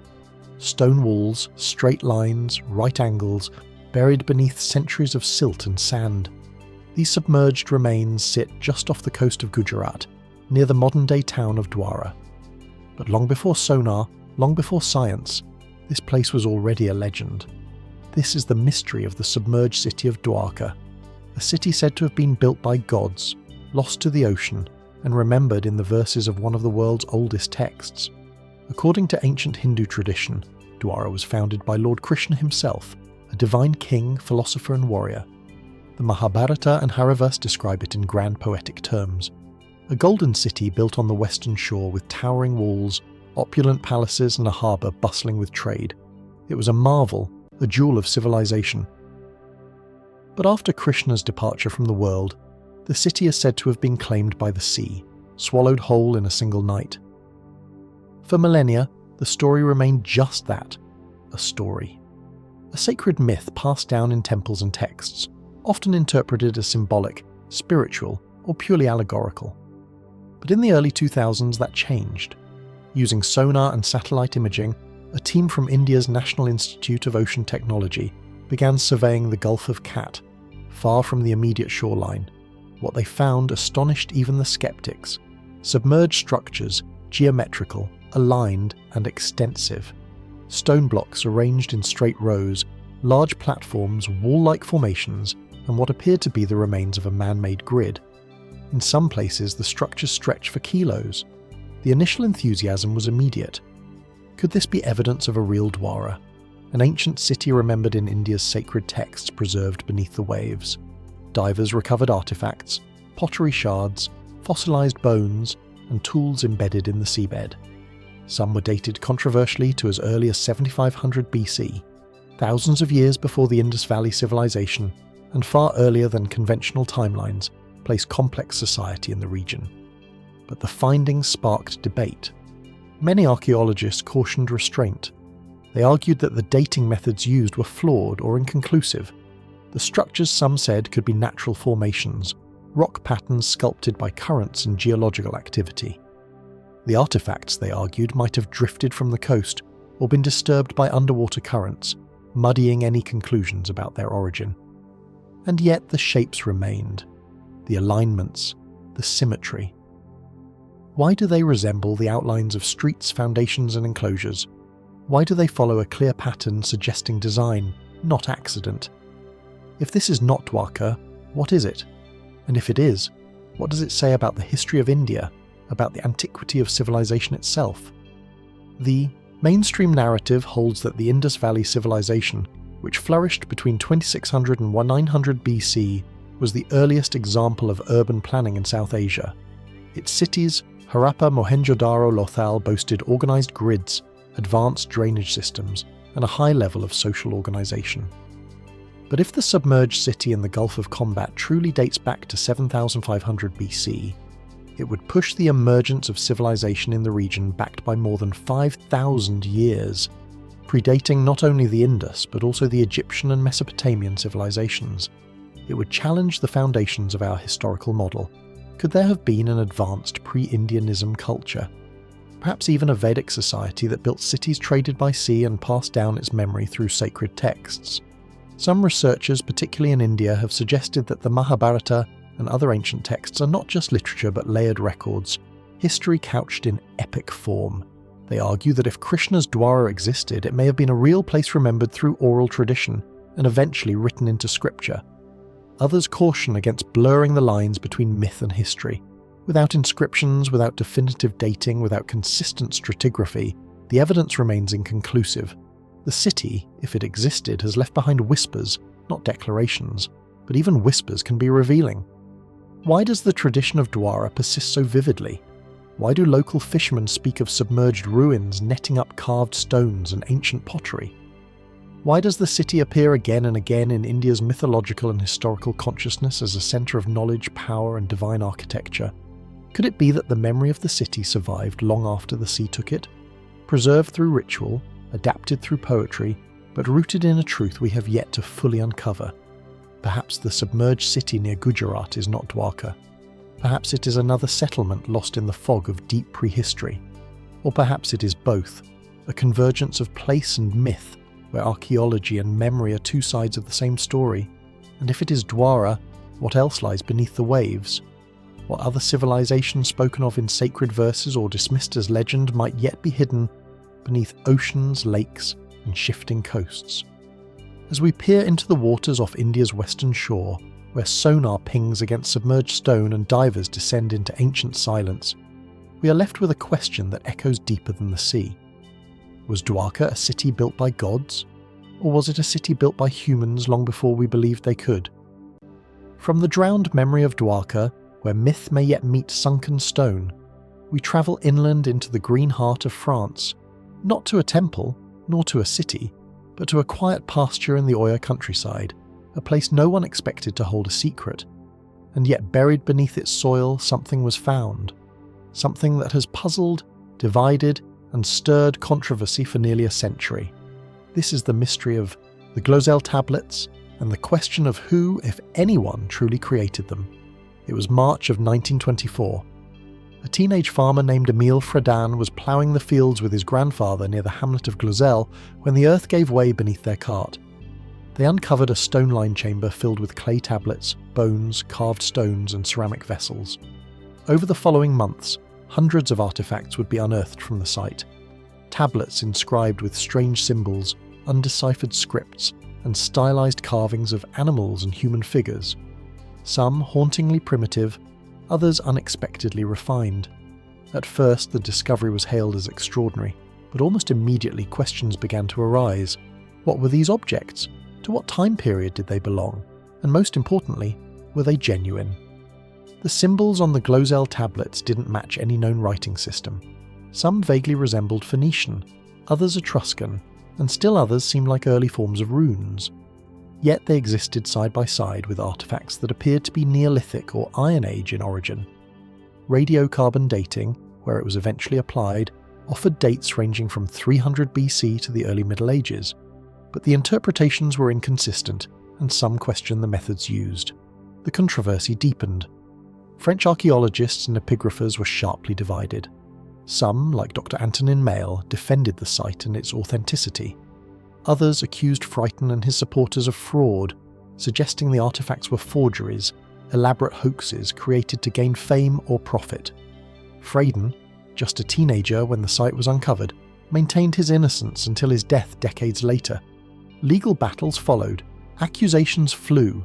The French Academy of Inscriptions and Belles-Lettres declared the site a fabrication in the 1920s, yet no definitive proof of forgery was ever produced. Over the decades, scientific interest in Glozell would rise and fall in waves, each new analysis bringing more questions than answers. But the mystery remained. What are the glossal tablets? And if they are genuine, who carved them? One theory suggests that the tablets are remnants of a lost protoporting system, an early European script that predates the known alphabets of the region. If so, the Glozell site could represent an isolated cultural pocket preserving a symbolic tradition long forgotten elsewhere. But why does the writing bear elements from such a wide range of known scripts? Is this evidence of trade, influence, or retroactive invention? Some fringe theorists have proposed that the glossal tablets are the remnants of a forgotten European civilization, perhaps a lost culture that once bridged the Neolithic and Bronze Age transitions in Western Europe. Could these artifacts be echoes of a society that was later displaced by the migrations of Celts, Romans, and Goths, its legacy erased from the historical record? Others have gone further still, suggesting the symbols are not linguistic at all, but ceremonial, used in rites, magic, or prehistoric record-keeping beyond our deciphering. If so, the writing may not be meant to communicate in the way we expect, but to encode belief, identity, or cosmology. Yet the tablets still defy classification. Despite being studied by experts in epigraphy, archaeology, and linguistics, no one has conclusively decoded the glossal script. No one has found a matching inscription elsewhere. No clear link ties the site to any known ancient culture. And perhaps that is what fuels the fascination. In a world where most archaeological discoveries can be categorized, contextualized, and catalogued, the glossal tablets remain stubbornly outside the margins. They do not fit the narrative. They challenge our assumptions not just about European prehistory, but about the process of historical memory itself. Were the artifacts forged, as some claim, elaborate reconstructions of multiple ancient styles designed to deceive? If so, it would have required not only talent and knowledge, but a level of artistic and archaeological sophistication that seems unlikely for a teenage farmer in rural France. Or are they real? Genuine artifacts of an undocumented culture preserved beneath centuries of soil only to be dismissed because they did not match what we expected to find. Even today, the site at Glozell remains contested. Some archaeologists quietly continue their investigations. Others avoid the subject entirely, wary of the academic firestorm that once surrounded it. Yet the questions persist. If the Glolts are genuine, what civilization made them? What knowledge was encoded in their script? And why has no trace of their builders been found elsewhere? Like the strange figures of the Vinca or the undeciphered glyphs of the Indus, the glossal tablets whisper from a deep silence, an artifact of unknown hands in a language we do not speak, pointing to a past that may never have been written down at all. What else might lie beneath quiet fields and ordinary hillsides, waiting to be uncovered, misunderstood, or forgotten again? And what do we risk missing if we refuse to look beyond what we already believe? As the last fragments of the Glozell tablets fade into the dust of a disputed past, we drift into a stranger territory, one where the boundary between myth, invention, and lost memory becomes increasingly blurred, a place not found in textbooks or ruins, but in the deep subconscious of cultural storytelling, half dream, half revelation. This is the mystery of the children of Ubos-Sathla. It begins, curiously enough, not with an archaeological dig or a whispered folk tale, but with a name, Abersathla, first appearing in the strange, brooding fiction of Clark Ashton Smith, one of the key figures of early 20th century cosmic horror. In his writings, Ubos-Sathla is not a god nor a creature in the usual sense, but a protoplasmic origin, a formless entity from which all life on Earth supposedly descended. It is ancient, shapeless, and dormant beneath the world's surface, guarding the primeval tablets of stone, artifacts that supposedly contain the secrets of forgotten aeons and civilizations long buried by time and memory. To most, it's fiction, Lovecraftian, obscure, unsettling, and yet something about it lingers. Were these traditions merely poetic representations of the unknown? Or were they distorted recollections, fragments of cultural memory passed through generations from a time when early humanity still stood on the edge of the incomprehensible? Some speculative theorists suggest that the children of Ubos-Sattler, as an archetype, represent an entirely lost phase of human or even pre-human civilization. Not in the literal form of monsters or gods, but as symbolic ancestors of consciousness itself. A phase when language, logic, and identity had not yet crystallized. When the world is seen through a lens we no longer possess. When the line between the material and immaterial was still shifting in remote cave systems around the world, from the painted caverns of southern France to the spiraled rock art of Australia, we see strange shapes, blobs, spirals, undulating forms that do not represent animals, people, or gods. They seem instead to depict states of being, patterns, sensations. Could these be the last visual remnants of that fluid consciousness? Recordings not of the world, but of the inner world, the world of the children of Ubos-Sattler. Some researchers have connected this idea to the sudden appearance of symbols in the archaeological record. The leap from handprints to abstract videos, from soundless marks to sacred scripts. What if these symbols were not just functional inventions, but attempts to anchor a dissolving memory of a world before boundaries, before language, locked us into separation?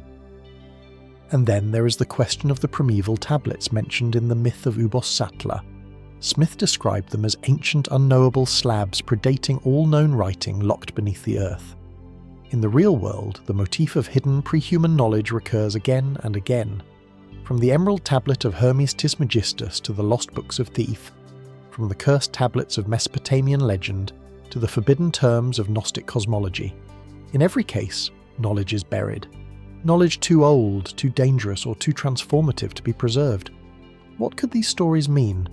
Are they cautionary tales, echoes of lost civilizations?